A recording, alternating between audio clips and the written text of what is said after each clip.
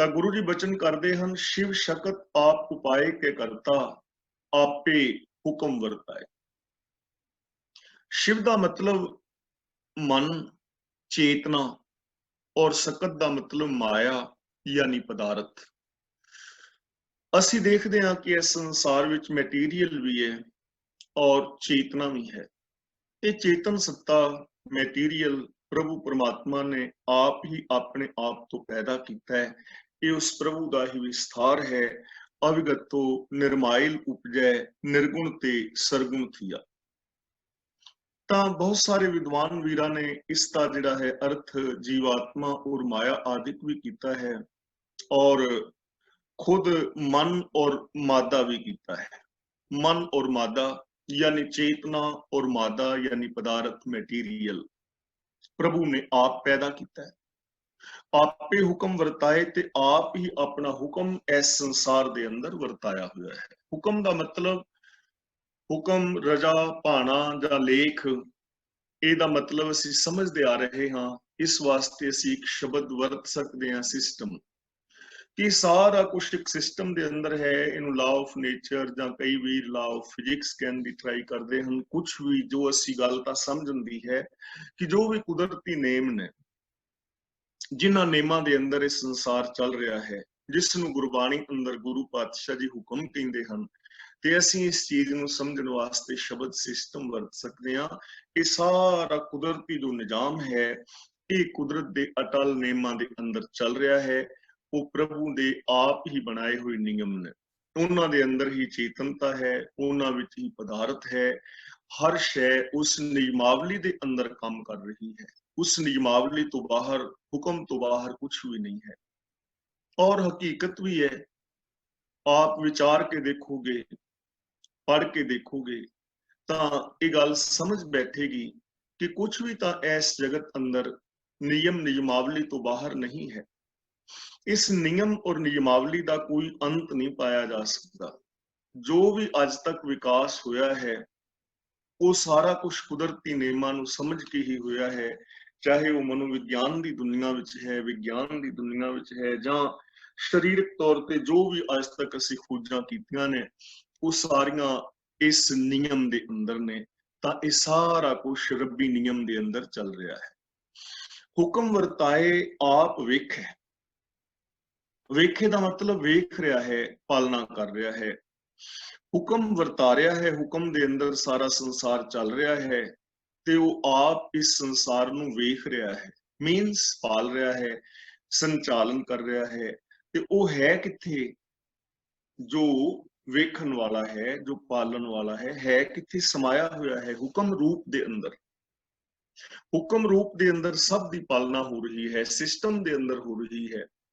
ਚਾਹੇ ਪੱਥਰ ਦਾ ਕੀੜਾ ਹੈ, ਚਾਹੇ ਉਹ ਜਲ ਜੰਤੂ ਨੇ, ਆਕਾਸ਼ ਵਿੱਚ ਉੱਡਣ ਵਾਲੇ ਪੰਛੀ ਨੇ, ਮਨੁੱਖ ਮਾਤਰ ਨੇ, ਜੀਵ ਜੰਤੂ ਨੇ, ਜਾਂ ਵਨਸਪਤੀ ਹੈ, ਜਾਂ ਇਸ ਧਰਤੀ ਤੋਂ ਇਲਾਵਾ ਵੀ ਜੇ ਕਿਤੇ ਜੀਵ ਦੇ ਹੋਣ ਦੀ ਹੋਂਦ ਹੈ, ਤਾਂ ਇਹ ਸਭ ਕੁਝ ਹੁਕਮ ਦੇ ਅੰਦਰ ਹੋ ਰਿਹਾ ਹੈ। ਹੁਕਮ ਦੇ ਅੰਦਰ ਪਾਲਣਾ ਹੋ ਰਹੀ ਹੈ, ਨਿਯਮ ਦੇ ਅੰਦਰ ਪਾਲਣਾ ਹੋ ਰਹੀ ਹੈ।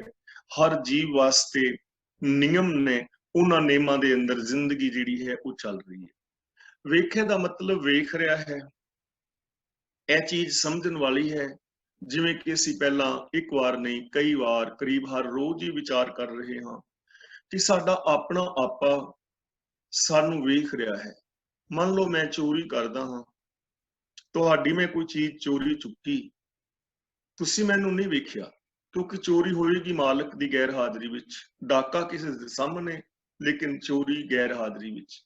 ਤੁਸੀਂ ਤਾਂ ਗੈਰ ਹਾਜ਼ਰ ਸੀ, ਲੇਕਿਨ ਮੈਂ ਚੋਰੀ ਕਰਨ ਵਾਲਾ ਤਾਂ ਗੈਰ ਹਾਜ਼ਰ ਨਹੀਂ ਸਾਂ। ਮੈਂ ਆਪਣੇ ਆਪੇ ਤੋਂ ਕਿਵੇਂ ਛੁਪਾਵਾਂਗਾ? ਮੇਰਾ ਆਪਣਾ ਆਪਾ ਮੈਨੂੰ ਹਰ ਥਾਂ ਦੇ ਉੱਤੇ ਵੇਖ ਰਿਹਾ ਹੈ। ਨੰਬਰ 2, ਜਿਹੜੇ ਕੁਦਰਤੀ ਕਾਨੂੰਨ ਨੇ ਉਹ ਮੈਨੂੰ ਹਰ ਥਾਂ ਦੇ ਉੱਤੇ ਵਾਚ ਰਹੇ ਨੇ, ਔਰ ਉਹਨਾਂ ਕੁਦਰਤੀ ਨਿਯਮਾਂ ਦੇ ਅੰਦਰ ਮੈਨੂੰ ਸੁੱਖ, ਦੁੱਖ, ਖੁਸ਼ੀ ਜਾਂ ਗਮੀ ਆਦਿਕ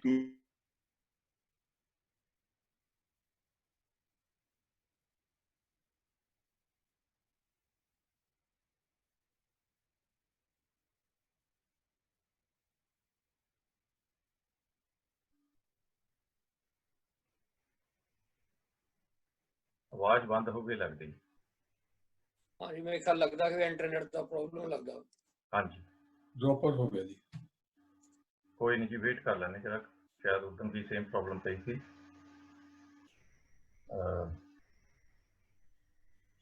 होया भी किहड़े टाइम ते?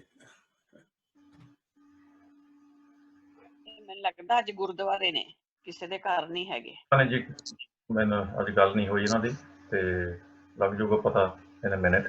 पिछली बारी जदों इदा हुई सी तो उन्होंने टोटल डिसकनैक्ट हो गया कि हुण डिसकनैक्ट हो गए आ, ते मेरा ख्याल मुड़ के रीजॉइन कर दे जब ताईं शायद मिनट 2 मिनट लग जाएंगे जी। ਮੈਨੂੰ ਲੱਗਦਾ ਗੁਰਦੁਆਰੇ ਪ੍ਰੋਬਲਮ ਆਂਦੀ ਇਹਨਾਂ ਦੇ। हाँ जी, चलो वेट कर रहे हैं जी। हुण मतलब मैं उन्होंने फोन नहीं करना हुण, क्योंकि पिछली बार भी इदा हुई सी। ठीक है, डिस्टर्ब नहीं करना, तुसीं 2 मिनट दोबारा ज्वाइन कर लेंगे आप। बैठे रहो, ते आपां उन्हां दी उਡੀਕ कर लैंदे आ। ते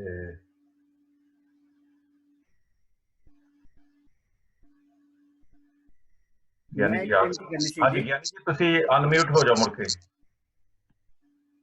ज्ञानी जी अनम्यूट हो, हाँ ठीक है जी। हुक्म वरत रहा है लेकिन गुरमुख किसे बुझाए, ये हुक्म दी समझ किनू पैंदी है?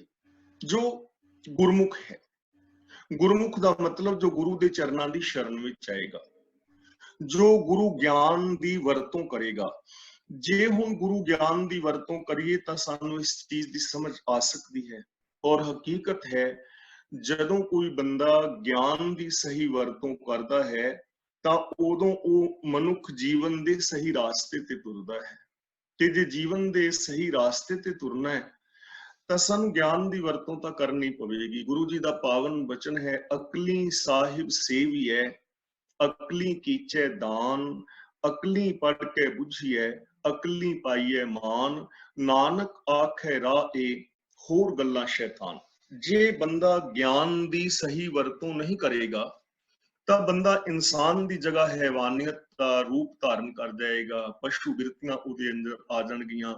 ਹੁਕਮ ਵਰਤਾਏ ਆਪ ਵੇਖੈ, ਗੁਰਮੁਖ ਕਿਸੇ ਬੁਝਾਏ। ਗੁਰਮੁਖ ਦਾ ਮਤਲਬ ਗੁਰੂ ਦੇ ਜਰੀਏ, ਗੁਰੂ ਦੀ ਸ਼ਰਣੀ ਪੈ ਕੇ ਜੋ ਗੁਰੂ ਗਿਆਨ ਦੀ ਵਰਤੋਂ ਕਰਦਾ ਹੈ ਉਸ ਨੂੰ ਇਸ ਚੀਜ਼ ਦੀ ਸਮਝ ਆ ਜਾਂਦੀ ਹੈ ਕਿ ਇਹ ਸਾਰਾ ਸੰਸਾਰ ਕੁਝ ਵੱਜਵੇਂ ਨੇਮਾਂ ਦੇ ਅੰਦਰ ਕੰਮ ਕਰ ਰਿਹਾ ਹੈ। ਉਹਨਾਂ ਵੱਜਵੇਂ ਨੇਮਾਂ ਤੋਂ ਬਾਹਰ ਕੁਝ ਨਹੀਂ ਹੋ ਸਕਦਾ। ਉਹਨਾਂ ਵੱਜਵੇਂ ਨੇਮਾਂ ਨੂੰ ਸਮਝ ਕੇ ਜਿੰਨੀ ਮਰਜ਼ੀ ਤੁਸੀਂ ਤਰੱਕੀ ਕਰ ਸਕਦੇ ਹੋ, ਉਹਨਾਂ ਵੱਜਵੇਂ ਨੇਮਾਂ ਮੁਤਾਬਕ ਜ਼ਿੰਦਗੀ ਜੀ ਕੇ ਜਿੰਨੀ ਮਰਜ਼ੀ ਤੁਸੀਂ ਖੁਸ਼ੀ ਹਾਸਲ ਕਰ ਸਕਦੇ ਹੋ, ਪ੍ਰਸੰਨਤਾ ਹਾਸਲ ਕਰ ਸਕਦੇ ਹੋ, ਤੁਸੀਂ ਸਫਲਤਾ ਹਾਸਲ ਕਰ ਸਕਦੇ ਹੋ, ਆਪਣੇ ਜੀਵਨ ਨੂੰ ਤੁਸੀਂ ਖੁਸ਼ਹਾਲ ਬਣਾ ਸਕਦੇ ਹੋ ਨੇਮਾਂ ਦੀ ਵਰਤੋਂ ਕਰਕੇ, ਸਹੀ ਗਿਆਨ ਦੀ ਵਰਤੋਂ ਕਰਕੇ। ਹੁਣ ਅਗਲਾ ਬਚਨ ਕਰਦੇ ਹਨ ਕਿ ਤੋੜੇ ਬੰਧਨ ਹੋਵੇ ਮੁਕਤ, ਸ਼ਬਦ ਮਨ ਵਸਾਏ। ਜਿਹੜਾ ਸ਼ਬਦ ਨੂੰ ਆਪਣੇ ਮਨ ਵਿੱਚ ਵਸਾਏਗਾ, ਇੱਥੇ ਸ਼ਬਦ ਦੇ ਦੱਦੇ ਥੱਲੇ ਹੈ ਔਂਕੜ। ਇਹਦਾ ਮਤਲਬ ਇੱਥੇ ਸ਼ਬਦ ਜਿਹੜਾ ਹੈ ਇੱਕ ਵਚਨੀ ਸ਼ਬਦ ਹੈ, ਨਾਉਨ ਹੈ। ਉਪਦੇਸ਼, ਫਿਲਾਸਫੀ, ਗੁਰੂ ਦੀ ਵਿਚਾਰਧਾਰਾ, ਗੁਰੂ ਦਾ ਦਿੱਤਾ ਹੋਇਆ ਵੇ ਆਫ ਲਾਈਫ, ਜੋ ਗੁਰੂ ਦੇ ਗਿਆਨ ਨੂੰ ਮਨ ਵਿੱਚ ਵਸਾਏਗਾ। ਮਨ ਵਿੱਚ ਵਸਾਉਣ ਦਾ ਮਤਲਬ ਜੋ ਗੁਰੂ ਗਿਆਨ ਦੀ ਵਰਤੋਂ ਕਰੇਗਾ, ਗੁਰੂ ਗਿਆਨ ਮੁਤਾਬਕ ਜੋ ਜ਼ਿੰਦਗੀ ਜੀਵੇਗਾ। ਹੁਣ ਉਹਦੀ ਨਿਸ਼ਾਨੀ ਕੀ ਹੋਏਗੀ? ਤੋੜੇ ਬੰਧਨ ਹੋਵੇ ਮੁਕਤ, ਉਹ ਆਪਣੀ ਜ਼ਿੰਦਗੀ ਦੇ ਬੰਧਨ ਤੋੜ ਦੇਵੇਗਾ ਔਰ ਬੰਧਨਾਂ ਤੋਂ ਆਜ਼ਾਦ ਹੋ ਜਾਏਗਾ, ਮੁਕਤ ਹੋ ਜਾਏਗਾ। ਦੇਖੋ, ਮੁਕਤੀ ਆਮ ਧਰਮਾਂ ਦੇ ਅੰਦਰ ਮੁਕਤੀ ਜਿਹੜੀ ਹੈ ਉਹ ਮਰਨ ਤੋਂ ਬਾਅਦ ਮੰਨੀ ਗਈ ਹੈ ਕਿ ਬੰਦਾ ਮਰੇਗਾ, ਜਿਨਨੇ ਚੰਗੇ ਕੰਮ ਕੀਤੇ ਹੋਣਗੇ ਉਹ ਸਵਰਗ ਵਿੱਚ ਜਾਏਗਾ, ਮਾੜੇ ਕੰਮ ਕੀਤੇ ਹੋਣਗੇ ਨਰਕਾਂ ਵਿੱਚ ਜਾਏਗਾ, ਫਿਰ ਉਹ 84 ਲੱਖ ਜੂਨਾਂ ਭੋਗੇਗਾ, ਫਿਰ ਬੰਦਾ ਬਣੇਗਾ। ਕਈ ਕਿਸਮ ਦੀ ਵਿਚਾਰਧਾਰਾ ਦਿੱਤੀ ਹੈ। ਕੋਈ ਸਵਰਗ ਵਿੱਚ ਚਲਾ ਜਾਏਗਾ, ਕੋਈ ਬੰਦਾ ਚੰਗੇ ਕਰਮਾਂ ਵਾਲਾ ਜੰਨਤ ਵਿੱਚ ਚਲਾ ਜਾਏਗਾ, ਕੋਈ ਦੋਜ਼ਖ ਵਿੱਚ ਮਾੜੇ ਵਾਲਾ ਪਵੇਗਾ। ਆਪਣੀ ਆਪਣੀ ਵਿਚਾਰਧਾਰਾ ਹੈ। ਔਰ ਨਾਲ ਕਿਹਾ ਹੈ ਕਿ ਮਰਨ ਤੋਂ ਬਾਅਦ ਬੰਦਾ ਰੱਬ ਦੇ ਅੰਦਰ ਸਮਾ ਕੇ ਰੱਬ ਦਾ ਰੂਪ ਹੋ ਜਾਏਗਾ, ਜਾਂ ਜਿਵੇਂ ਵੀ ਕਿਸੇ ਦੀ ਵਿਚਾਰਧਾਰਾ ਹੈ। ਪਰ ਗੁਰੂ ਸਾਹਿਬ ਜੀ ਨੇ ਜੀਵਨ ਮੁਕਤੀ ਦਾ ਸਿਧਾਂਤ ਪੇਸ਼ ਕੀਤਾ ਹੈ। ਇਹ ਗੱਲ ਯਾਦ ਰੱਖਣ ਵਾਲੀ ਹੈ ਕਿ ਮੁਕਤੀ ਜੋ ਹੈ, ਗੁਰਮਤ ਨੇ ਜੀਵਨ ਮੁਕਤੀ ਦਾ ਸਿਧਾਂਤ ਪੇਸ਼ ਕੀਤਾ ਹੈ। ਮਰਨ ਤੋਂ ਬਾਅਦ ਕੋਈ ਮੁਕਤੀ ਨਹੀਂ ਹੈ, ਭਗਤ ਬੇਣੀ ਜੀ ਦਾ ਪਾਵਨ ਬਚਨ ਹੈ। ਬੇਣੀ ਕਹੈ ਸੁਣੋ ਰੇ ਭਗਤੋ, ਮਰਨ ਮੁਕਤ ਕਿਨ ਪਾਈ। ਬੇਣੀ ਜੀ ਕਹਿੰਦੇ ਨੇ ਕਿ ਹੇ ਰੱਬ ਦੇ ਪਿਆਰਿਓ, ਸਰਵਣ ਕਰੋ ਕਿ ਮਰਨ ਤੋਂ ਬਾਅਦ ਮੁਕਤੀ ਕਿੰਨੇ ਪਾਈ ਹੈ। ਇਹਦਾ ਮਤਲਬ ਕਿਸੇ ਨਹੀਂ ਪਾਈ। ਕੀ ਪ੍ਰੂਫ ਹੈ ਕਿ ਮਰਨ ਤੋਂ ਬਾਅਦ ਕੋਈ ਬੰਦਾ ਮੁਕਤ ਹੋ ਗਿਆ? ਇੱਕ ਬੰਦਾ ਜਨਮਿਆ ਬੰਧਨ ਵਿੱਚ, ਜੀਵਿਆ ਬੰਧਨ ਵਿੱਚ, ਮਰਿਆ ਬੰਧਨ ਵਿੱਚ, ਤੇ ਮਰਨ ਤੋਂ ਬਾਅਦ ਉਹ ਮੁਕਤ ਕਿਵੇਂ ਹੋ ਗਿਆ? ਇਸ ਲਈ ਜੀਵਨ ਮੁਕਤੀ, ਬੰਧਨ ਕੀ ਨੇ? ਜੇ ਸਾਡੀ ਸਮਝ ਵਿੱਚ ਇਹ ਆ ਜਾਣ ਤਾਂ ਫਿਰ ਅਸੀਂ ਮੁਕਤੀ ਨੂੰ ਸਮਝ ਸਕਦੇ ਹਾਂ। ਇੱਕ ਬੰਦਾ ਜੇਲ੍ਹ ਵਿੱਚ ਹੈ, ਉਹ ਕਹਿੰਦਾ ਮੇਰੀ ਜ਼ਮਾਨਤ ਕਰਾਓ, ਮੈਨੂੰ ਜੇਲ੍ਹ ਚੋਂ ਬਾਹਰ ਕਢਾਓ। ਬੰਦਾ ਜੇਲ੍ਹ ਵਿੱਚ ਹੈ, ਉਹ ਕਹਿ ਰਿਹਾ ਹੈ ਕਿ ਮੇਰੀ ਜ਼ਮਾਨਤ ਕਰਾਓ, ਤੇ ਇੱਕ ਬੰਦੇ ਦੇ ਉੱਤੇ ਕੋਈ ਕੇਸ ਨਹੀਂ, ਕੋਈ ਉਹਨੇ ਮਾੜਾ ਕੰਮ ਨਹੀਂ ਕੀਤਾ, ਉਹ ਘਰ ਵਿੱਚ ਆਜ਼ਾਦ ਹੈ, ਤੇ ਉਹ ਕਵੇ ਮੇਰੀ ਜ਼ਮਾਨਤ ਕਰਾਓ, ਮੈਨੂੰ ਆਜ਼ਾਦ ਕਰਾਓ, ਤਾਂ ਫਿਰ ਕੀ ਕਹਿਣਾ ਪਵੇਗਾ? ਬੰਦਾ ਕਮਲਾ ਹੈ ਨਾ। ਵੀ ਕਮਲਾ ਹੈ ਤੇ ਉਹਨੂੰ ਆਜ਼ਾਦ ਕਿੱਥੋਂ ਕਰਾਈਏ? ਘਰ ਤੇ ਹੈ, ਕੋਈ ਤੇਰੇ ਤੇ ਕੇਸ ਨਹੀਂ ਚੱਲਦਾ, ਕੋਈ ਪੁਲਿਸ ਕੇਸ ਨਹੀਂ, ਕੋਈ ਜੇਲ੍ਹ ਵਿੱਚ ਨਹੀਂ, ਜ਼ਮਾਨਤ ਤਰੀਕਾ ਦੀ ਕਰਾਈਏ, ਤੂੰ ਤੇ ਆਜ਼ਾਦ ਹੈ। ਹੁਣ ਬੰਧਨ ਕੀ ਨੇ? ਜੇ ਇਹ ਸਮਝ ਆ ਜਾਏ ਤੇ ਫਿਰ ਸਾਨੂੰ ਸਮਝ ਆਏਗੀ ਕਿ ਮੁਕਤੀ ਕੀ ਹੈ। ਦੇਖੋ ਮਨੁੱਖ ਨੂੰ ਕਿੰਨੇ ਬੰਧਨ ਨੇ, ਕਾਮ, ਕ੍ਰੋਧ, ਲੋਭ, ਮੋਹ, ਹੰਕਾਰ, ਆਸਾ, ਤ੍ਰਿਸ਼ਨਾ, ਚੁਗਲੀ, ਨਿੰਦਾ, ਝੂਠ, ਫਰੇਬ, ਚੋਰੀਆਂ, ਯਾਰੀਆਂ, ਬੇਈਮਾਨੀਆਂ, ਠਗੀਆਂ, ਪਹਿਨਾਮੀਆਂ, ਪਾਪ, ਅਪਰਾਧ, ਮੇਰ ਤੇਰ, ਭਰੂਣ ਹੱਤਿਆ, ਜਾਤੀਵਾਦ, ਲੱਭ ਲੋਭ ਲਾਲਚ, ਲੜਾਈ ਦੰਗੇ ਫਸਾਦ, ਦਾਜ ਦਹੇਜ ਆਦਿ। ਕਿੰਨੇ ਬੰਧਨ ਨੇ ਵਿਕਾਰਾਂ ਦੇ। ਇਹਨਾਂ ਬੰਧਨਾਂ ਤੋਂ ਆਜ਼ਾਦ ਹੋਣ ਦਾ ਨਾਮ ਮੁਕਤੀ ਹੈ। ਅਸੀਂ ਮੁਕਤੀ ਨੂੰ ਹਊਆ ਬਣਾ ਕੇ ਪੇਸ਼ ਕੀਤਾ ਹੈ। ਅਸੀਂ ਮੁਕਤੀ ਨੂੰ ਮਰਨ ਤੋਂ ਬਾਅਦ ਕੋਈ ਪ੍ਰਾਪਤੀ ਪੇਸ਼ ਕੀਤਾ ਹੈ।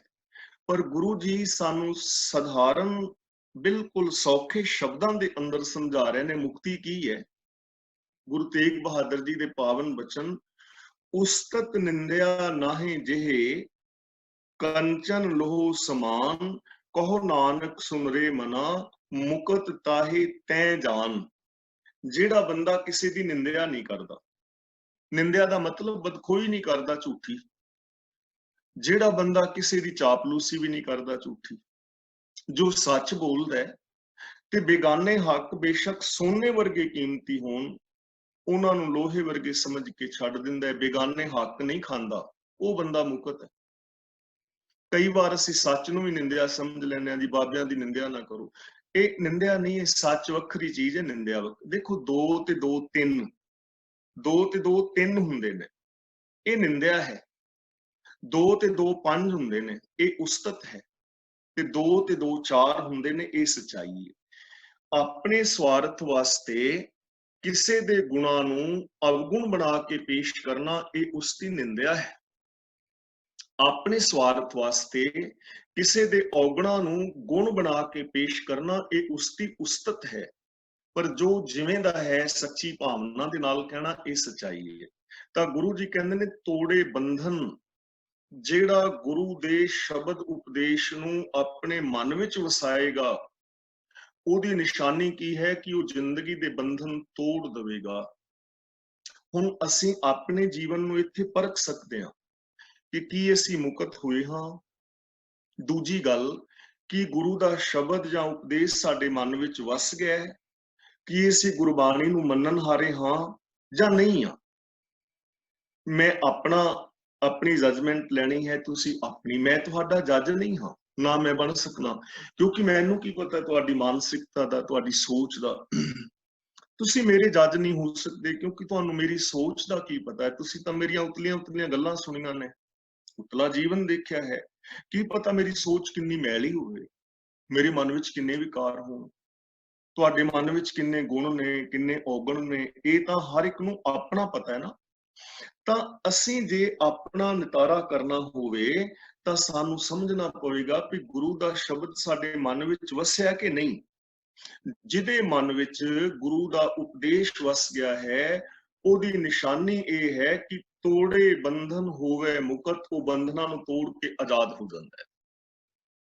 ਉਹਦੇ ਅੰਦਰ ਜਾਤੀਵਾਦ ਦਾ ਬੰਧਨ ਨਹੀਂ, ਉਹ ਝੂਠ ਦੇ ਬੰਧਨਾਂ ਵਿੱਚ ਨਹੀਂ ਵੱਜਿਆ, ਉਹ ਹੰਕਾਰ ਦੇ ਬੰਧਨਾਂ ਵਿੱਚ ਨਹੀਂ ਵੱਜਿਆ, ਉਹਦੇ ਅੰਦਰ ਮੇਰ ਤੇਰ ਦੇ ਵਿਤਕਰੇ ਨਹੀਂ ਹਨ, ਰਿਸ਼ਵਤਖੋਰੀ, ਚੋਰ ਬਜ਼ਾਰੀ, 2 ਨੰਬਰ ਦੇ ਧੰਦੇ ਨਹੀਂ ਹਨ। ਉਹ ਸਿੰਪਲ ਸੱਚੀ ਸੁੱਚੀ ਸਚਿਆਰਤਾ ਵਾਲੀ ਜ਼ਿੰਦਗੀ ਜੀ ਰਿਹਾ ਹੈ। ਤਾਂ ਇਟ ਮੀਨਸ ਜੇ ਅਸੀਂ ਚਾਹੁੰਦੇ ਹਾਂ ਬੰਧਨਾਂ ਤੋਂ ਆਜ਼ਾਦ ਹੋਣਾ, ਦੁੱਖਾਂ ਤੋਂ ਆਜ਼ਾਦ ਹੋਣਾ, ਤਾਂ ਸਾਨੂੰ ਗੁਰੂ ਉਪਦੇਸ਼ ਮੁਤਾਬਕ ਜ਼ਿੰਦਗੀ ਜੀਣੀ ਚਾਹੀਦੀ ਹੈ। ਜੇ ਅਸੀਂ ਆਪਣੇ ਪਰਿਵਾਰ ਸਾਰੇ ਨੂੰ ਦੁੱਖਾਂ ਤੋਂ ਆਜ਼ਾਦ ਕਰਨਾ ਚਾਹੁੰਦੇ ਹਾਂ ਕਿ ਸਾਡਾ ਸਾਰਾ ਪਰਿਵਾਰ, ਧੀਆਂ ਪੁੱਤਰ, ਨੂੰਹ ਪੁੱਤਰ ਸਾਰੇ ਖੁਸ਼ ਵਸਣ, ਤਾਂ ਫਿਰ ਸਾਨੂੰ ਸਾਰੇ ਪਰਿਵਾਰ ਨੂੰ ਇਹ ਗੁਰੂ ਸ਼ਬਦ ਮੁਤਾਬਕ ਜ਼ਿੰਦਗੀ ਜੀਣ ਦੀ ਪ੍ਰੇਰਨਾ ਦੇਣੀ ਚਾਹੀਦੀ ਹੈ। ਤੇ ਜੇ ਅਸੀਂ ਚਾਹੁੰਦੇ ਹਾਂ ਕਿ ਸਾਡਾ ਸਾਰਾ ਸਮਾਜ, ਸਾਡਾ ਦੇਸ਼, ਸਾਡਾ ਸੰਸਾਰ ਸੁਖੀ ਵਸੇ, ਇਹਨੂੰ ਅਸੀਂ ਬੇਗਮਪੂਰਾ ਬਣਾਉਣਾ ਚਾਹੁੰਦੇ ਹਾਂ, ਤਾਂ ਫਿਰ ਸਾਨੂੰ ਸਾਰੇ ਸੰਸਾਰ ਵਿੱਚ ਇਸ ਚੀਜ਼ ਦਾ ਪ੍ਰਚਾਰ ਔਰ ਪ੍ਰਸਾਰ ਕਰਨਾ ਚਾਹੀਦਾ। ਸਿੰਪਲ ਗੱਲ ਹੈ, ਸੌਖੀ ਗੱਲ ਹੈ। ਅਗਲਾ ਬਚਨ ਕਰਦੇ ਨੇ, ਗੁਰਮੁਖ ਜਿਸਨੂੰ ਆਪ ਕਰੇ ਸੋ ਹੋਵੇ। ਗੁਰੂ ਦੀ ਸ਼ਰਣੀ ਪਾ ਕੇ ਜਿਸ ਨੂੰ ਗਿਆਨਵਾਨ ਬਣਾਉਂਦਾ ਹੈ ਉਹਨੂੰ ਆਪ ਕਰਦਾ ਹੈ। ਯਾਨੀ ਜੋ ਰੱਬੀ ਰਜ਼ਾ ਦੇ ਅੰਦਰ, ਆਪ ਦਾ ਮਤਲਬ ਰੱਬ ਦੀ ਰਜ਼ਾ ਵਿੱਚ, ਆਪ ਉਸੇ ਨੂੰ ਕਰੇਗਾ ਨਾ ਜੋ ਰੱਬ ਦੀ ਰਜ਼ਾ ਵਿੱਚ ਤੁਰੇਗਾ। ਜੋ ਰੱਬੀ ਹੁਕਮ ਅਨੁਸਾਰ ਗੁਰੂ ਦੇ ਚਰਨਾਂ ਦੀ ਸ਼ਰਨ ਵਿੱਚ ਜਾਏਗਾ ਉਹ ਗੁਰੂ ਵਾਲਾ ਹੋ ਜਾਏਗਾ, ਗੁਰੂ ਗਿਆਨ ਨੂੰ ਅਪਣਾ ਲਵੇਗਾ। ਤੇ ਜਿਨਨੇ ਗੁਰੂ ਗਿਆਨ ਨੂੰ ਅਪਣਾ ਲਿਆ ਹੈ, ਜਿਹਨੂੰ ਅਸੀਂ ਗੁਰਮੁਖ ਕਹਿ ਸਕਦੇ ਹਾਂ, ਗੁਰਸਿੱਖ ਕਹਿ ਸਕਦੇ ਹਾਂ, ਜਾਂ ਸਚਿਆਰ ਕਹਿ ਸਕਦੇ ਹਾਂ, ਪੰਚ ਕਹਿ ਸਕਦੇ ਹਾਂ, ਗੁਰੂ ਦਾ ਸਿੱਖ ਕਹਿ ਸਕਦੇ ਹਾਂ, ਗੁਰੂ ਦਾ ਪਿਆਰਾ ਕਹਿ ਸਕਦੇ ਹਾਂ, ਕੋਈ ਵੀ ਸ਼ਬਦ, ਉਹਦੀ ਨਿਸ਼ਾਨੀ ਕੀ ਹੋਏਗੀ? ਏਕਸ ਸਿਉ ਲਿਵ ਲਾਏ। ਲਿਵ ਦਾ ਮਤਲਬ ਇੱਥੇ ਲਗਨ, ਲਿਵ ਦਾ ਮਤਲਬ ਇੱਥੇ ਸਮਾਧੀ ਨਹੀਂ ਹੈ ਕਿ ਉਹ ਸਮਾਧੀ ਲਾ ਕੇ ਬਹਿ ਜਾਏਗਾ। ਲਿਵ ਦਾ ਮਤਲਬ ਲਗਨ, ਪ੍ਰੀਤ। ਉਹ ਇੱਕ ਦੇ ਨਾਲ ਲਿਵ ਲਾ ਲਵੇਗਾ, ਉਹਦੀ ਲਗਨ ਇੱਕ ਦੇ ਨਾਲ ਲੱਗ ਜਾਏਗੀ, ਇੱਕ ਦੇ ਨਾਲ ਪ੍ਰੀਤ ਪੈ ਜਾਏਗੀ, ਇੱਕ ਦੇ ਨਾਲ ਲਗਨ ਲੱਗ ਜਾਏਗੀ, ਹਰ ਵਕਤ ਇੱਕ ਦੇ ਨਾਲ। ਹੁਣ ਇੱਕ ਦੇ ਨਾਲ ਲਗਨ ਲੱਗਣ ਦੀਆਂ ਨਿਸ਼ਾਨੀਆਂ ਕੀ ਨੇ, ਜਿਸ ਕਰਕੇ ਸਾਨੂੰ ਇਹ ਚੀਜ਼ਾਂ ਸੌਖੇ ਤਰੀਕੇ ਦੇ ਨਾਲ ਸਮਝ ਆ ਜਾਣ? ਦੇਖੋ, ਜਿਸ ਦੀ ਇੱਕ ਦੇ ਨਾਲ ਲਗਨ ਲੱਗੀ ਹੋਏਗੀ ਨਾ, ਇੱਕ ਨਾਲ ਪ੍ਰੀਤ ਹੋਏਗੀ, ਉਹਨੂੰ ਇਹ ਸਮਝ ਆਏਗੀ ਕਿ ਇੱਕ ਪ੍ਰਭੂ ਦਾ ਹੀ ਵਿਸਥਾਰ ਹੈ ਇਹ ਸਾਰਾ ਸੰਸਾਰ। ਇਹ ਦਿਸਦਾ ਜਗਤ ਇੱਕ ਦਾ ਰੂਪ ਹੈ। ਇਹ ਵਿਸ਼ ਸੰਸਾਰ ਤੁਮ ਦੇਖਦੇ, ਇਹ ਹਰ ਕਾ ਰੂਪ ਹੈ। ਹਰ ਰੂਪ ਨਦਰੀ ਆਇਆ। ਐਸ ਸਚਾਈ ਦੇ ਨਾਲ ਉਹਦੀ ਪ੍ਰੀਤ ਬਣ ਜਾਏਗੀ। ਤੇ ਜਿਹਦੀ ਇੱਕ ਦੇ ਨਾਲ ਪ੍ਰੀਤ ਬਣੇਗੀ, ਉਹਦੀ ਪਹਿਲੀ ਨਿਸ਼ਾਨੀ ਇਹ ਹੋਏਗੀ ਕਿ ਉਹ ਆਪ ਇੱਕ ਦੇ ਨਾਲ ਜੁੜੇਗਾ, ਆਪਣੇ ਆਪ ਦੇ ਨਾਲ ਇੱਕ ਹੋਏਗਾ। ਪਹਿਲਾਂ ਜਿਹੜਾ ਬੰਦਾ ਆਪਣੇ ਆਪ ਦੇ ਇੱਕ ਨਹੀਂ ਨਾ ਨਾਲ ਹੋਇਆ, ਇੱਕ ਨਹੀਂ ਹੋਇਆ, ਉਹ ਦੂਜਿਆਂ ਨਾਲ ਇੱਕ ਜੈਸਾ ਵਿਹਾਰ ਨਹੀਂ ਕਰ ਪਾਏਗਾ। ਹੁਣ ਦੇਖੋ, ਆਪਣੇ ਆਪ ਦੇ ਨਾਲ ਇੱਕ ਹੋਣ ਦਾ ਮਤਲਬ, ਜੋ ਮੇਰੇ ਪੰਜੇ ਗਿਆਨ ਇੰਦਰੀ ਨੇ, ਅੱਖਾਂ ਨੇ, ਕੰਨ, ਨੱਕ, ਜ਼ੁਬਾਨ, ਹੱਥ ਵਗੈਰਾ, ਇਹਨਾਂ ਸਾਰਿਆਂ ਦੇ ਵਿੱਚ ਇੱਕ ਸੁਰਤਾ ਹੋਏਗੀ। ਮੈਂ ਅੰਦਰੋਂ ਔਰ ਬਾਹਰੋਂ ਮਨ, ਬਚਨ ਔਰ ਕਰਮ ਕਰਕੇ ਸੱਚ ਦੇ ਨਾਲ ਜੁੜਿਆ ਹੋਵਾਂਗਾ। ਇੱਕ ਦੇ ਨਾਲ ਲਗਨ ਤਾਂ ਹੀ ਹੈ ਨਾ ਕਿ ਮੇਰੇ ਮਨ ਦੇ ਅੰਦਰ ਵੀ ਸੱਚ ਹੋਵੇ, ਮੇਰੇ ਬੋਲ ਵੀ ਸੱਚੇ ਹੋਣ, ਤੇ ਮੇਰਾ ਵਿਹਾਰ ਵੀ ਸੱਚਾ ਹੋਵੇ। ਮੈਂ ਆਪਣੇ ਆਪ ਦੇ ਨਾਲ ਇੱਕ ਹੋ ਗਿਆ। ਜਿਹੜਾ ਆਪਣੇ ਆਪ ਨਾਲ ਇੱਕ ਨਹੀਂ, ਉਹਦੇ ਮਨ ਵਿੱਚ ਝੂਠ ਹੋਏਗਾ, ਜ਼ਬਾਨ ਤੋਂ ਪ੍ਰੇਮ ਦੀ ਗੱਲ ਕਰੇਗਾ, ਵਿਹਾਰ ਉਹਦੇ ਦੇ ਅੰਦਰ ਕੁਝ ਹੋਰ ਹੋਏਗਾ, ਇੱਕ ਦੇ ਨਾਲ ਨਹੀਂ ਨਾ ਜੁੜਿਆ ਹੋਇਆ। ਇਸ ਲਈ ਅਸੀਂ ਆਪਣੀ ਜ਼ਿੰਦਗੀ ਨੂੰ ਪਰਖਣਾ ਹੈ ਕਿ ਕੀ ਮਨ, ਬਚਨ ਔਰ ਕਰਮ ਕਰਕੇ ਅਸੀਂ ਇੱਕ ਦੇ ਨਾਲ ਜੁੜ ਗਏ ਹਾਂ। ਇੱਕ ਦੇ ਨਾਲ ਲਗਨ, ਇੱਕ ਦੇ ਨਾਲ ਪ੍ਰੀਤ ਜਿਹਦੀ ਹੋਏਗੀ, ਉਹ ਮਨ, ਬਚਨ ਔਰ ਕਰਮ ਕਰਕੇ ਸੱਚ ਨਾਲ ਜੁੜ ਜਾਏਗਾ, ਸਚਿਆਰ ਹੋ ਜਾਏਗਾ। ਕਿਵ ਸਚਿਆਰਾ ਹੋਈ ਹੈ, ਕਿਵ ਕੂੜੇ ਟੁੱਟੇ ਪਾ ਲੋ ਪਾਲਾਂ ਟੁੱਟ ਜਾਣਗੇ। ਪਹਿਲੀ ਗੱਲ, ਆਪਣੇ ਆਪ ਦੇ ਨਾਲ ਇੱਕ ਹੋਏਗਾ। ਫਿਰ ਜਿਹਦੀ ਇੱਕ ਦੇ ਨਾਲ ਲਗਨ ਲੱਗੇਗੀ ਨਾ, ਉਹਦਾ ਵਿਹਾਰ ਫਿਰ ਆਪਣੇ ਪਰਿਵਾਰ ਨਾਲ, ਆਪਣੇ ਰਿਸ਼ਤੇਦਾਰਾਂ ਨਾਲ, ਸੱਜਣਾ ਮਿੱਤਰਾਂ ਨਾਲ, ਸੰਸਾਰ ਨਾਲ, ਸਮਾਜ ਨਾਲ, ਹਿੰਦੂ ਮੁਸਲਮਾਨ ਨਾਲ, ਹਰ ਇੱਕ ਦੇ ਨਾਲ ਇੱਕ ਜੈਸਾ ਵਿਹਾਰ ਹੋਏਗਾ। ਕਿਉਂਕਿ ਉਹਨੂੰ ਸਮਝ ਆਏਗਾ ਕਿ ਸਾਰਿਆਂ ਦੇ ਵਿੱਚ ਇੱਕ ਹੀ ਤੇ ਵਸਤਾ ਹੈ, ਅਵਲ ਅੱਲਾ ਨੂਰ ਪਾਇਆ। ਉਹਦੀ ਫਿਰ ਬਿਰਤੀ ਐਸੀ ਹੋ ਜਾਏਗੀ, ਸਭ ਕੋ ਮੀਤ ਹਮ ਆਪਨ ਕੀਨਾ, ਹਮ ਸਭਨਾ ਕੇ ਸਾਜਨ, ਦੂਰ ਪਰਾਇਓ ਮਨ ਕਾ ਬਿਰਹਾ, ਤੋ ਮੇਲ ਕੀਓ ਮੇਰੇ ਰਾਜਨ। ਉਹਦਾ ਵਿਹਾਰ ਸਭ ਦੇ ਨਾਲ ਇੱਕ ਵਰਗਾ ਹੋਏਗਾ।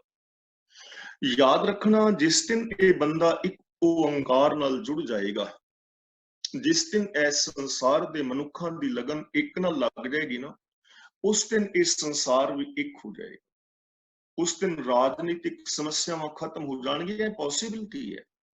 ਇਹਨਾਂ ਦੇਸ਼ਾਂ ਨੂੰ ਫਿਰ ਖਤਮ ਕਰ ਦਿੱਤਾ ਜਾਏਗਾ, ਅਮਰੀਕਾ, ਚਾਈਨਾ, ਭਾਰਤ, ਪਾਕਿਸਤਾਨ ਨੂੰ।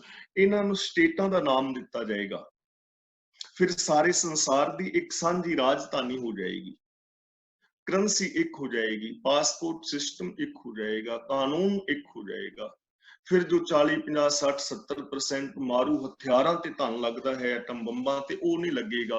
वो मनुखता दे उत्थान ते खर्च होएगा। जिस दिन एक दे नाल इहदी लगन लग जाएगी, उस दिन जातिवाद खत्म हो जाएगा। उस दिन बंदा जोत नाल जुड़ेगा, एक भाईचारक समाज पैदा होएगा। एक पिता एक के हम बारी। जिस नाल ਇੱਕ ਦੇ ਨਾਲ लगन लग जाएगी, उस दिन अमीर गरीब ਦੇ ਵਿਤਕਰੇ ਮਿਟ ਜਾਣਗੇ। ਕਾਣੀ ਅਰਥ ਵੰਡ ਜਿਹੜੀ ਹੈ ਉਹ ਬਰਾਬਰ ਕੀਤੀ ਜਾਏਗੀ। ਹਰ ਇਨਸਾਨ ਨੂੰ ਰੋਜ਼ਗਾਰ ਮਿਲੇਗਾ। ਰੋਟੀ ਕੱਪੜੇ ਮਕਾਨ ਦੀ ਸੁਵਿਧਾ ਹਰ ਇਨਸਾਨ ਨੂੰ ਮਿਲੇਗੀ, ਜਿਵੇਂ ਇਹਨਾਂ ਦੇਸ਼ਾਂ ਦੇ ਵਿੱਚ ਆਮ ਕਰਕੇ ਹੈ। ਫਿਰ ਧਰਮ ਦੇ ਵਿਤਕਰੇ ਮਿਟ ਜਾਣਗੇ। ਫਿਰ 2, 400, 5, 7 ਜਾਂ 2000 ਧਰਮ ਨਹੀਂ ਹੋਣਗੇ। ਫਿਰ ਇੱਕੋ ਧਰਮ ਦ੍ਰਿੜ ਹੈ ਸੱਚ ਕੋਈ, ਯਾਨੀ ਸੱਚ ਨੂੰ ਆਧਾਰ ਬਣਾ ਕੇ ਮਨੁੱਖੀ ਫਰਜ਼ਾਂ ਨੂੰ ਪੂਰੇ ਕਰਨ ਵਾਲਾ ਧਰਮ ਲਾਗੂ ਹੋ ਜਾਏਗਾ। ਇਹਨੂੰ ਕਹਿੰਦੇ ਨੇ ਇੱਕ ਦੇ ਨਾਲ ਲਿਵ ਲਾਣਾ। ਤਾਂ ਗੁਰਮੁਖ ਜਿਸ ਨੂੰ ਆਪ ਕਰੇ ਸੋ ਹੋਵੇ, ਏਕਸ ਸਿਉ ਲਿਵ ਲਾਏ। ਉਹ ਗੁਰੂ ਦੇ ਚਰਨਾਂ ਦੀ ਸ਼ਰਨ ਲੈਣ ਵਾਲੇ ਮਨੁੱਖ ਦੀ ਲਿਵ ਲਗਨ ਇੱਕ ਦੇ ਨਾਲ ਲੱਗ ਜਾਏਗੀ। ਤਾਂ ਅਸੀਂ ਇਸ ਵਾਸਤੇ ਕੰਮ ਕਰਨਾ ਹੈ, ਲਗਨ ਇੱਕ ਦੇ ਨਾਲ ਲਾ ਕੇ ਇਹ ਚੀਜ਼ ਨੂੰ ਆਪਣਾ ਗੋਲ ਬਣਾਉਣਾ ਹੈ ਕਿ ਅਸੀਂ ਇਹੋ ਜਿਹੇ ਸੰਸਾਰ ਦੀ ਰਚਨਾ ਕਰਨੀ ਹੈ, ਇਹੋ ਜਿਹੇ ਅਸੀਂ ਸਮਾਜ ਦੀ ਰਚਨਾ ਕਰਨੀ ਹੈ, ਇਹੋ ਜਿਹੇ ਪਰਿਵਾਰ ਦੀ ਰਚਨਾ ਕਰਨੀ ਹੈ। ਮੈਂ ਆਪਣੀ ਜ਼ਿੰਦਗੀ ਐਸੀ ਬਣਾਣੀ ਹੈ। ਔਰ ਹਕੀਕਤ ਹੈ ਕਿ ਇਹ ਜ਼ਿੰਦਗੀ ਬਣਾਣੀ ਔਖੀ ਨਹੀਂ ਹੈ, ਸੌਖੀ ਹੈ, ਇੰਪੋਸੀਬਲ ਨਹੀਂ ਹੈ, ਪੋਸਿबिलिटी ਹੈ। ਕੇਵਲ ਅਭਿਆਸ ਕਰਨ ਦੀ ਜ਼ਰੂਰਤ ਹੈ। ਕਿਸੇ ਵੀ ਭੈੜੀ ਤੋਂ ਭੈੜੀ ਆਦਤ ਨੂੰ ਬਦਲਣ ਵਾਸਤੇ 20 ਕੁ ਦਿਨ ਦੀ ਪ੍ਰੈਕਟਿਸ ਕਰਨੀ ਪੈਂਦੀ ਹੈ। ਜ਼ਿਆਦਾ 2, 4, 6 ਮਹੀਨੇ ਦੇ ਵਿੱਚ ਆਦਤਾਂ ਬੰਦੇ ਦੀਆਂ ਬਦਲ ਜਾਂਦੀਆਂ ਨੇ, ਜੇ ਬੰਦਾ ਲਗਾਤਾਰ ਟਰਾਈ ਕਰੇ, ਲਗਨ ਕਰੇ, ਲਗਨ ਲਾਵੇ, ਜੇ ਬਾਰ-ਬਾਰ ਇਹਨਾਂ ਚੀਜ਼ਾਂ ਨੂੰ ਰਿਪੀਟ ਕਰੇ। ਔਰ ਇਹ ਤੁਸੀਂ ਕਿਸੇ ਸਾਈਕੈਟ੍ਰਿਕ, ਕਿਸੇ ਸਾਈਕੋਲੋਜਿਸਟ ਬੰਦੇ ਦੇ ਨਾਲ ਮਿਲ ਕੇ ਕਨਫਰਮ ਕਰ ਸਕਦੇ ਹੋ ਕਿ ਇਹ ਹਕੀਕਤ ਹੈ, ਮਨੋਵਿਗਿਆਨਿਕ ਤੱਥ ਹੈ। ਜੇ ਬੰਦਾ ਇਹਨਾਂ ਆਦਤਾਂ ਨੂੰ ਬਦਲਣਾ ਚਾਹੇ ਤਾਂ ਅਭਿਆਸ ਕਰਕੇ ਬਦਲ ਸਕਦਾ ਹੈ। ਇਸ ਲਈ ਲਗਨ ਲਾਣੀ ਹੈ। ਕਹਿ ਨਾਨਕ ਆਪ ਕਰਤਾ, ਆਪੇ ਹੁਕਮ ਵਰਤਾਏ। ਗੁਰਮੁਖ ਜਿਸ ਨੂੰ ਆਪ ਕਰੇ ਸੋ ਏਕਸ ਸੋ ਹੋਵੇ, ਏਕਸ ਨੂੰ ਲਿਵ ਲਾਏ। ਕਹਿ ਨਾਨਕ ਆਪ ਕਰਤਾ, ਆਪੇ ਹੁਕਮ ਬੁਝਾਏ। ਉਹ ਆਪ ਹੀ ਕਰਤਾ ਹੈ, ਸ੍ਰਿਸ਼ਟੀ ਦਾ ਸਿਰਜਣਹਾਰ ਹੈ ਤੇ ਆਪ ਹੀ ਇਹ ਹੁਕਮ ਵਰਤਾਉਣ ਵਾਲਾ ਹੈ ਤੇ ਆਪ ਹੀ ਸਾਡੇ ਅੰਦਰ ਹੁਕਮ ਦੀ ਸੂਝ ਪਾਉਣ ਵਾਲਾ ਹੈ। ਹੁਣ ਸਭ ਤੋਂ ਪਹਿਲੀ ਗੱਲ ਕਰਤਾ ਹੈ ਰੱਬ। ਦੇਖੋ, ਜਿਸ ਨੂੰ ਅਸੀਂ ਪੂਜਣਾ ਚਾਹੁੰਦੇ ਹਾਂ, ਜਿਸ ਨੂੰ ਸਿਮਰਨਾ ਚਾਹੁੰਦੇ ਹਾਂ, ਜਿਸ ਵਿੱਚ ਅਭੇਦ ਹੋਣਾ ਚਾਹੁੰਦੇ ਹਾਂ, ਉਹ ਕੌਣ ਹੈ? ਕਰਤਾ। ਕਰਤਾ ਦਾ ਮਤਲਬ ਜਿਹੜਾ ਕੰਮ ਕਰਦਾ ਹੈ। ਰੱਬ ਵਿਹਲਾ ਥੋੜਾ ਹੈ, ਹਰ ਵਕਤ ਕੰਮ ਕਰ ਰਿਹਾ ਹੈ, ਸਮਾਇਆ ਹੋਇਆ ਹੈ ਨਾ, ਹਰ ਵਕਤ ਕੰਮ ਕਰ ਰਿਹਾ ਹੈ, ਕਰਤਾ ਹੈ, ਕ੍ਰੀਏਟਰ ਹੈ। ਨਵੀਂ ਤੋਂ ਨਵੀਂ ਚੀਜ਼ ਪੈਦਾ ਹੋ ਰਹੀ ਹੈ ਇਸ ਸੰਸਾਰ ਵਿੱਚ। ਜਿਵੇਂ ਅਸੀਂ ਪਹਿਲਾਂ ਐਕਸਪਲੇਨ ਕਰ ਚੁੱਕੇ ਹਾਂ ਕਿ ਸਾਡਾ ਇੱਕ ਰੋਮ ਵੀ ਦੂਜੇ ਰੋਮ ਵਰਗਾ ਨਹੀਂ। ਇੱਥੇ ਨਵੀਨਤਾ ਹੈ, ਸਾਹਿਬ ਮੇਰਾ ਨੀਤ ਨਵਾਂ। ਤੇ ਜਿਹੜਾ ਆਪ ਕੰਮ ਕਰਦਾ ਹੋਵੇ, ਕੀ ਉਹ ਵਿਹਲੜ ਬੰਦੇ ਨੂੰ ਪਿਆਰ ਕਰੇਗਾ ਜਾਂ ਉਹਦਾ ਪਿਆਰ ਵਿਹਲੇ ਰਹਿ ਕੇ ਪਾਇਆ ਜਾ ਸਕਦਾ ਹੈ? ਐਵੇਂ ਨਹੀਂ ਨਾ ਹੁੰਦਾ, ਕੰਮ ਕਰਨਾ ਪਵੇਗਾ। ਇਸ ਲਈ ਕਿਰਤ ਨੂੰ ਗੁਰੂ ਸਾਹਿਬ ਜੀ ਨੇ ਧਰਮ ਦਾ ਪਹਿਲਾ ਅਸੂਲ ਬਣਾਇਆ ਹੈ ਕਿ ਜ਼ਿੰਦਗੀ ਅੰਦਰ ਜੇ ਖੁਸ਼ੀ ਪਾਣੀ ਹੈ ਤਾਂ ਕਿਰਤ ਕਰਨੀ ਹੈ, ਕੰਮ ਕਰਨਾ ਹੈ। ਕਦੇ ਐਸੇ ਸਮਾਜ ਦੀ ਸਿਰਜਣਾ ਨਹੀਂ ਹੋ ਸਕਦੀ ਜਿੱਥੇ ਬੰਦਾ ਕੰਮ ਕਰਨ ਤੋਂ ਬਿਨਾਂ ਆਪਣੀ ਜ਼ਿੰਦਗੀ ਨੂੰ ਚਲਾ ਸਕੇ। ਲੇਕਿਨ ਸਾਡੀ ਪ੍ਰੋਬਲਮ ਕੀ ਹੈ? ਕਹਿੰਦੇ ਨੇ ਕੋਈ ਬੱਚਾ ਬੜਾ ਸੀ ਨਕਾਰਾ, ਘਰ ਕੰਮ ਨਹੀਂ ਸੀ ਕਰਦਾ, ਮਾਂ ਪਿਓ ਨੇ ਕੰਮ ਕਹਿਣਾ, ਉਹਨੇ ਕੰਮ ਨਾ ਕਰਨਾ, ਤੇ ਉਹਨੇ ਕੰਮ ਨੂੰ ਛੱਡ ਕੇ ਨਾ ਉਹਨੇ ਸੋਚਿਆ ਚਲੋ ਫੌਜ ਵਿੱਚ ਭਰਤੀ ਹੋ ਜਾਂਦੇ ਆ, ਤੇ ਉੱਥੇ ਵਿਹਲੇ ਖਾਣ। ਬੰਦਾ ਫੌਜ ਵਿੱਚ ਭਰਤੀ ਹੋਣ ਵਾਸਤੇ ਚਲਾ ਗਿਆ, ਡੀਲ ਡੋਲ ਠੀਕ ਸੀ, ਫੌਜ ਚ ਭਰਤੀ ਹੋ ਗਿਆ ਤੇ ਫੌਜ ਦੇ ਅੰਦਰ ਤੇ ਪਸੀਨੇ ਕਢਾ ਦਿੰਦੇ ਨੇ। ਕਿੰਨੀ ਤਗੜੀ ਮੁਸ਼ੱਕਤ ਕਰਨੀ ਪੈਂਦੀ ਹੈ ਨਾ ਰੰਗਰੂਟੀ ਵਿੱਚ। ਉਹਨੇ ਜਦੋਂ ਵੇਖਿਆ ਵੀ ਇੱਥੇ ਤੇ ਘਰ ਨਾਲੋਂ ਵੀ ਜ਼ਿਆਦਾ ਸਿਆਪਾ ਪੈ ਗਿਆ, ਫੌਜ ਚੋਂ ਹੀ ਭੱਜ ਗਿਆ, ਫੌਜ ਛੱਡ ਆਇਆ। क्योंकि उत्थे तां मेहनत करनी पैनी बहुत वड्डी, इन्नी तगड़ी प्रैक्टिस, दौड़ भज, हथियार चलाने, देश की रक्षा करने वास्ते किन्नी इन्नी वड्डी ट्रेनिंग लैनी कोई आम बंदे दा काम थोड़ा है। फौजी बंदे तां महाराज दी उन्हां ते रहमत और बख्शिश है, अपनी जान हूल के ते लोकां दी रक्षा करदे ने। उत्थों भज आया, उत्थे कामयाब नहीं हैगे आलसी बंदे, उत्थे शूरवीर बंदे कामयाब। ਉਹਨੇ ਵੇਖਿਆ ਵੀ ਚੱਲ ਇੱਥੇ ਕਿਸੇ ਬਾਬੇ ਦਾ ਚੇਲਾ ਬਣਦੇ ਆ, ਚੱਲ ਬਾਬਿਆਂ ਦੇ ਡੇਰਿਆਂ ਤੇ ਠੀਕ ਹੈ, ਬਾਬੇ ਕੋਲ ਚਲਾ ਗਿਆ, ਜਾ ਕੇ ਕਹਿਣ ਲੱਗਾ ਬਾਬਾ ਜੀ ਮੈਂ ਤੁਹਾਡਾ ਚੇਲਾ ਬਣਨਾ ਚਾਹੁੰਦਾ। ਤੇ ਬਾਬੇ ਸ਼ੁਕਰ ਕਰਦੇ ਨੇ ਕੋਈ ਵਿਹਲੜ ਬੰਦਾ ਹੋ ਰਿਹਾ। ਬਾਬਿਆਂ ਨੇ ਆਖਿਆ ਵੀ ਚੇਲਾ ਬਣ ਜਾ, ਬਾਬਿਆਂ ਕੋਲ ਚੇਲੇ ਨਹੀਂ ਸਨ ਹੈਗੇ। ਤੇ ਕਹਿੰਦਾ ਬਾਬਾ ਜੀ ਚੇਲਾ ਮੈਂ ਬਣ ਜਾਗਾ, ਪਰ ਮੈਨੂੰ ਇਹ ਦੱਸੋ ਵੀ ਕੰਮ ਕੀ ਕਰਨਾ ਪਵੇਗਾ, ਕਿ ਕੰਮ ਤੋਂ ਚਾਲੂ ਸੀ। ਕਹਿਣ ਲੱਗਾ ਬੇਟਾ ਕੰਮ ਇੱਥੇ ਬਾਬਿਆਂ ਦੇ ਡੇਰੇ ਤੇ ਕੁਛ ਨਹੀਂ ਹੁੰਦਾ, ਬਸ ਇੱਥੇ ਪ੍ਰਸ਼ਾਦਾ ਛਕਣਾ ਛਕਾਣਾ ਤੇ ਆਰਾਮ ਕਰਨਾ ਹੈ। ਥੋੜੀ ਜਿਹੀ ਗਜਾ ਕਰ ਲੈਣੀ ਪਿੰਡ ਚੋਂ, ਤੂੰ 2-3 ਪਿੰਡਾਂ ਚੋਂ ਗਜਾ ਕਰ ਲਿਆਉਣੀ ਹੈ, ਪਰੌਂਠੇ ਪਰੌਂਠੇ ਖੀਰ ਵਗੈਰਾ ਬਣੀ ਬਣਾਈ ਸਬਜ਼ੀ ਦਾਲ ਆਣ ਕੇ ਛੱਕ ਕੇ ਤੇ ਵਿਹਲਾ। ਫਿਰ ਤੇ ਥੋੜਾ ਜਿਹਾ ਡੇਰੇ ਦੇ ਵਿੱਚ ਝਾੜੂ ਬਹਾਰੀ ਕਰ ਦੇਣਾ, ਤੇ ਉਸ ਤੋਂ ਬਾਅਦ ਡੇਰੇ ਵਿੱਚ ਬੱਕਰੀਆਂ ਨੇ ਕੋਈ 10-12 ਬੱਕਰੀਆਂ ਤੋਂ 3-4 ਘੰਟੇ ਚਰਾ ਕੇ ਲਿਆਉਣੀਆਂ ਨੇ। ਮੱਝਾਂ ਚਾਰਨੀਆਂ ਸੌਖੀਆਂ ਨੇ, ਤੁਹਾਨੂੰ ਪਤਾ ਬੱਕਰੀਆਂ ਪੈਰ ਨਹੀਂ ਲੱਗਣ ਦਿੰਦੀਆਂ, ਬੱਕਰੀਆਂ ਚਾਰਨੀਆਂ ਨੇ।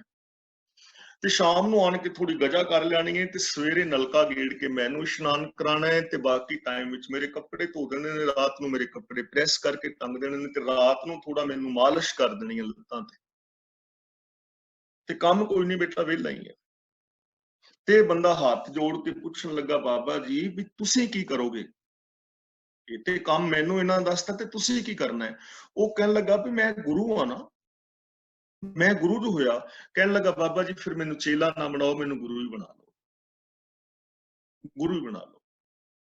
ਹੁਣ ਇਹੋ ਜਿਹੇ ਬੰਦੇ ਕਾਮਯਾਬ ਥੋੜਾ ਹੋਣਗੇ। ਰੱਬ ਕਰਤਾ ਹੈ ਤਾਂ ਕਿਰਤ ਕਰਨਾ, ਕੰਮ ਕਰਨਾ ਪਵੇਗਾ, ਤਾਂ ਜ਼ਿੰਦਗੀ ਦੇ ਅੰਦਰ ਕਾਮਯਾਬੀ ਹੋਏਗੀ। ਤਾਂ ਸਭ ਤੋਂ ਪਹਿਲਾਂ ਇਹ ਚੀਜ਼ ਅਸਾਂ ਵੇਖਣੀ ਹੈ ਕਿ ਉਹ ਆਪ ਕਰਤਾ ਹੈ ਤਾਂ ਅਸੀਂ ਕਿਰਤ ਕਰਨੀ ਹੈ, ਕੰਮ ਕਰਨਾ ਹੈ।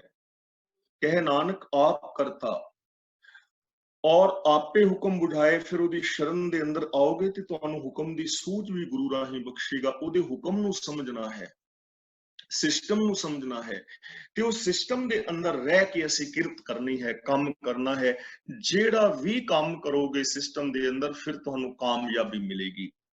ਚਾਹੇ ਤੁਸੀਂ ਡਾਕਟਰ, ਇੰਜੀਨੀਅਰ, ਵਿਗਿਆਨਿਕ ਕੁਛ ਵੀ ਬਣੋਗੇ, ਤਾਂ ਉਹ ਕਰਤਾ ਹੈ, ਹੁਕਮ ਵਰਤਾ ਰਿਹਾ ਹੈ। ਪੂਰੀ ਕਾਇਨਾਤ ਉਹਦੇ ਹੁਕਮ ਦੇ ਅੰਦਰ ਕੰਮ ਕਰ ਰਹੀ ਹੈ। ਜੋ ਗੁਰੂ ਦੇ ਚਰਨਾਂ ਦੀ ਸ਼ਰਨ ਲੈਂਦਾ ਹੈ, ਉਹਨੂੰ ਹੁਕਮ ਦੀ ਸੂਝ ਪੈ ਜਾਂਦੀ ਹੈ। ਉਹ ਇੱਕ ਦੇ ਨਾਲ ਲਿਵ ਲਾ ਲੈਂਦਾ ਹੈ, ਤੇ ਜਿਸ ਦੀ ਇੱਕ ਦੇ ਨਾਲ ਲਿਵ ਲੱਗ ਜਾਂਦੀ ਹੈ, ਉਹ ਇੱਕ ਦੇ ਅੰਦਰ ਸਮਾ ਕੇ ਇੱਕ ਦਾ ਰੂਪ ਹੋ ਜਾਂਦਾ ਹੈ। ਉਸ ਮਨੁੱਖ ਦੀ ਜ਼ਿੰਦਗੀ ਅੰਦਰ ਆਨੰਦ ਪੈਦਾ ਹੁੰਦਾ ਹੈ, ਉਸ ਮਨੁੱਖ ਦੀ ਜ਼ਿੰਦਗੀ ਵਿੱਚ ਖੁਸ਼ੀ ਪੈਦਾ ਹੁੰਦੀ ਹੈ। ਇਹ ਖੁਸ਼ੀ ਪਾਉਣ ਦੇ ਸਾਡੇ ਕੋਲ ਇਸ ਪੌੜੀ ਦੇ ਅੰਦਰ ਨਿਯਮ ਨੇ।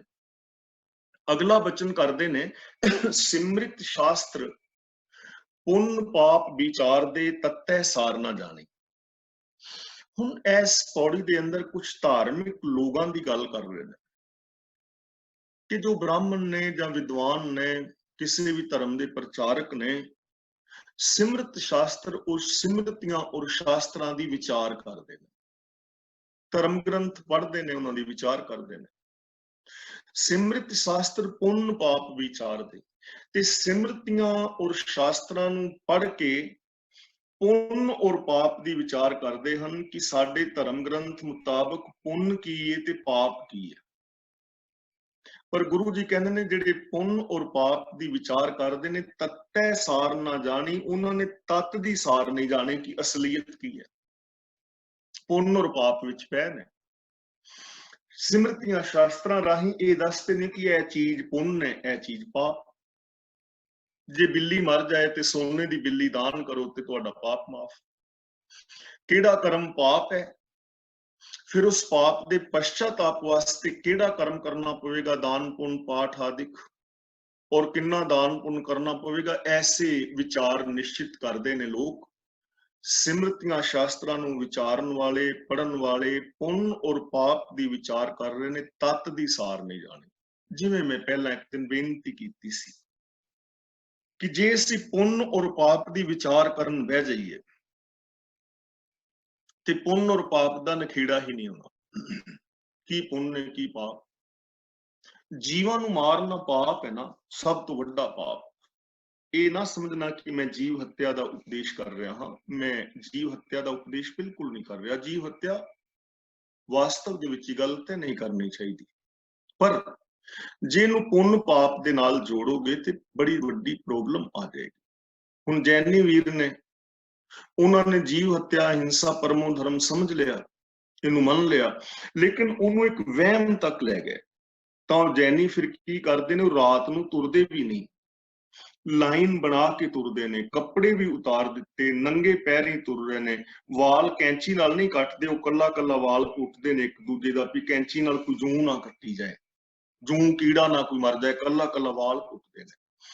ਫਿਰ ਅਗਲੇ ਬੰਦੇ ਦੀ ਬੜੀ ਵੱਡੀ ਜ਼ਿੰਮੇਵਾਰੀ ਇੱਕ ਸੂਤਰ ਦਾ ਬ੍ਰਸ਼ ਜਿਹਾ ਲੈ ਕੇ ਚੱਲ ਰਿਹਾ ਹੈ, ਉਹਨੇ ਬੜੇ ਗੌਰ ਦੇ ਨਾਲ ਤੁਰਨਾ ਹੈ ਕਿ ਕੋਈ ਕੀੜਾ ਪੈਰ ਥੱਲੇ ਨਾ ਆ ਜਾਏ। ਦੂਜਿਆਂ ਨੇ ਉਹਦੇ ਪੈਰ ਤੇ ਪੈਰ ਰੱਖਣਾ ਹੈ, ਜੇ ਕੋਈ ਕੀੜਾ ਦੂਜਿਆਂ ਦੇ ਪੈਰ ਥੱਲੇ ਮਰ ਜਾਏ ਤੇ ਪਹਿਲੇ ਵਾਲੇ ਦੀ ਜ਼ਿੰਮੇਵਾਰੀ ਹੋਏਗੀ, ਕਿਉਂਕਿ ਉਹਨੇ ਗਲਤ ਜਗ੍ਹਾ ਤੇ ਪੈਰ ਰੱਖਿਆ ਹੈ।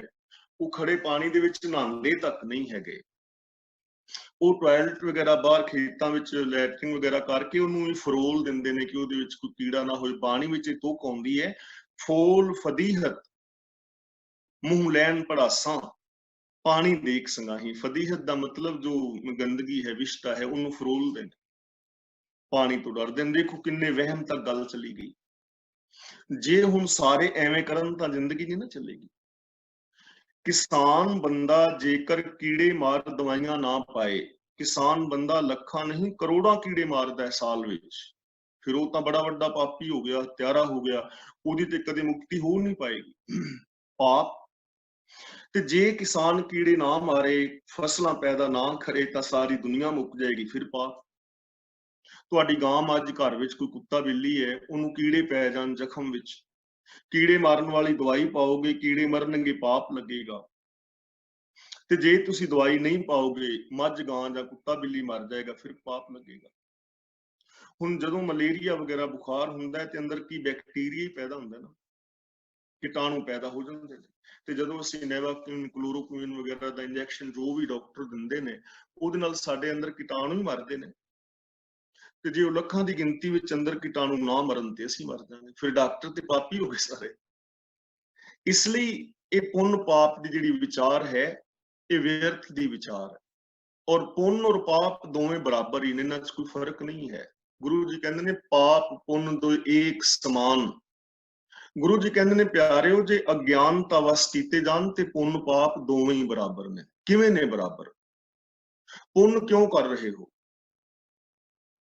ਪੁੰਨ ਇਸ ਕਰਕੇ ਕਰ ਰਹੇ ਹਾਂ ਕਿ ਸਾਨੂੰ ਸਵਰਗ ਮਿਲੇਗਾ। ਪੁੰਨ ਇਸ ਕਰਕੇ ਕਰ ਰਹੇ ਹਾਂ, ਸਵਰਗ ਮਿਲੇਗਾ। ਦਾਨ ਕਰ ਰਹੇ ਹਾਂ, ਸਵਰਗ ਮਿਲੇਗਾ, ਇਸ ਕਰਕੇ ਪੁੰਨ ਕਰ ਰਹੇ ਹਾਂ, ਯਾਨੀ ਸਵਾਰਥ। ਤੇ ਜੀਵ ਹੱਤਿਆ ਕਿਉਂ ਕਰ ਰਹੇ ਹਾਂ? ਬਲੀ ਕਿਉਂ ਦੇ ਰਹੇ ਹਾਂ? ਕਈ ਥਾਵਾਂ ਤੇ ਅੱਜ ਵੀ ਝੂਠੇ ਦੀ ਬਲੀ ਦਿੱਤੀ ਜਾਂਦੀ, ਕਈ ਐਸੇ ਧਰਮ ਸਥਾਨ ਹੈ ਨੇ ਜਿੱਥੇ ਬਲੀ ਦਿੱਤੀ ਜਾਂਦੀ। ਤੇ ਉਹ ਬਲੀ ਜੀਵ ਨੂੰ ਕਿਉਂ ਮਾਰ ਰਹੇ ਹਾਂ? ਕਿਉਂਕਿ ਸਾਨੂੰ ਸਵਰਗ ਮਿਲੇਗਾ। ਫਿਰ ਪੁੰਨ ਪਾਪ ਬਰਾਬਰ ਹੀ ਹੋਏ ਨਾ। ਜੇ ਤੇ ਸਵਰਗ ਬਲੀ ਦੇ ਕੇ ਮਿਲਦਾ ਤੇ ਅਸੀਂ ਬਲੀ ਦੇ ਦਿਆਂਗੇ, ਤੇ ਜੇ ਮਤਲਬ ਸਵਰਗ ਸਾਨੂੰ ਪੈਸੇ ਦੇਣ ਨਾਲ ਮਿਲਦਾ ਹੈ ਤੇ ਪੈਸੇ ਦਾਨ, ਤੇ ਫਿਰ ਪੁੰਨ ਪਾਪ ਬਰਾਬਰ ਹੀ ਹੋ ਗਿਆ ਨਾ।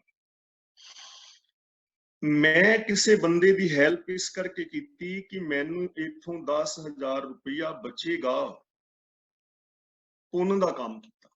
10,000 ਬਚੇਗਾ, ਕਾਹਦੇ ਵਾਸਤੇ ਕੀਤਾ? 10,000 ਲਈ ਕੀਤਾ। ਤੇ ਦੂਜੇ ਬੰਦੇ ਦਾ ਮੈਂ ਕੰਮ ਗਵਾ ਦਿੱਤਾ, ਕਿਉਂ? ਕਿ ਮੈਨੂੰ ਕਿਸੇ ਨੇ ਕਿਹਾ ਵੀ ਇਹਦਾ ਕੰਮ ਗਵਾ ਦੇ, ਤੈਨੂੰ ਮੈਂ 10,000 ਦਿਆਂਗਾ, ਤੇ ਮੈਂ 10,000 ਵਾਸਤੇ ਕੰਮ ਗਵਾ ਦਿੱਤਾ। ਮੇਰਾ ਕੰਮ ਸਵਾਰਨਾ ਔਰ ਗਵਾਣਾ ਦੋਵੇਂ ਬਰਾਬਰ ਹੋ ਗਏ ਨਾ, ਕਿਉਂਕਿ ਮੈਂ ਸਵਾਰਥੀ ਹਾਂ, ਸਵਾਰਥ ਵਾਸਤੇ ਕਰ ਰਿਹਾ। ਇਸ ਲਈ ਸਵਾਰਥ ਵਾਸਤੇ ਕੀਤਾ ਪੁੰਨ ਔਰ ਪਾਪ ਦੋਵੇਂ ਬਰਾਬਰ ਹੁੰਦੇ ਨੇ। ਤਾਂ ਗੁਰੂ ਜੀ ਕਹਿੰਦੇ ਨੇ ਜਿਹੜੇ ਲੋਕ ਨੇ ਸਿਮਰਤੀਆਂ ਸ਼ਾਸਤਰਾਂ ਨੂੰ ਪੜ੍ਹਨ ਵਾਲੇ, ਪੁੰਨ ਔਰ ਪਾਪ ਦੀ ਵਿਚਾਰ ਕਰ ਰਹੇ ਨੇ, ਤੱਤੈ ਸਾਰ ਨਾ ਜਾਣੀ, ਤੱਤ ਦੀ ਸਾਰ ਨਹੀਂ ਜਾਣੀ ਕਿ ਸਚਿਆਰ ਕਿਵੇਂ ਹੋਣਾ ਹੈ, ਅਸਲੀਅਤ ਕੀ ਹੈ, ਮੈਂ ਮਨ ਬਚਨ ਕਰਮ ਕਰਕੇ ਸੱਚੇ ਕਿਵੇਂ ਹੋਣਾ ਹੈ, ਇਸ ਤੱਤ ਨੂੰ ਨਹੀਂ ਜਾਣਿਆ। ਇਸ ਜਿਹੜੀ ਹੈ ਸੱਚਾਈ ਹੈ, ਇਸ ਸੱਚਾਈ ਨੂੰ ਨਹੀਂ ਸਮਝ ਸਕੇ। ਇਸ ਲਈ ਅਸੀਂ ਪੁੰਨ ਪਾਪ ਤੋਂ ਉੱਤੇ ਉੱਠ ਕੇ ਸਚਿਆਰ ਹੋਣ ਦਾ ਯਤਨ ਕਰਨਾ ਹੈ, ਰੱਬ ਦੇ ਸਿਸਟਮ ਨੂੰ ਸਮਝਣਾ ਹੈ। ਇੱਥੇ ਗੁਰੂ ਜੀ ਕਹਿੰਦੇ ਨੇ ਜੀਆਂ ਕਾ ਆਹਾਰ ਜੀ, ਖਾਣਾ ਇਹ ਕਰੇ। ਜੀਵਾਂ ਦਾ ਆਹਾਰ ਜੀ ਹੈ, ਪਾਣੀ ਵਿੱਚ ਜੀਵ ਜੰਤੂ ਇੱਕ ਦੂਜੇ ਨੂੰ ਖਾ ਰਹੇ ਨੇ। ਮੇਰੇ ਕਹਿਣ ਦਾ ਭਾਵ ਇਹ ਨਹੀਂ ਕਿ ਅਸੀਂ ਇੱਕ ਦੂਜੇ ਨੂੰ ਖਾ ਜਾਈਏ, ਲੇਕਿਨ ਇੱਕ ਨਿਯਮ ਹੈ, ਜੀਆਂ का ਆਹਾਰ ਜੀ। ਹੁਣ ਜੇ ਤੁਸੀਂ ਇਹ ਗੱਲ ਅਸੀਂ ਕਹੀਏ ਕਿ ਜੀਵ ਹੱਤਿਆ ਹੈ ਇਸ ਕਰਕੇ ਫਲਾਂ ਚੀਜ਼ ਨਹੀਂ ਖਾਣੀ ਜਾਂ ਕੁਛ ਨਹੀਂ ਕਰਨਾ, ਤਾਂ ਕਣਕ ਦੇ ਵਿੱਚ ਵੀ ਜੀਵ ਹੈ।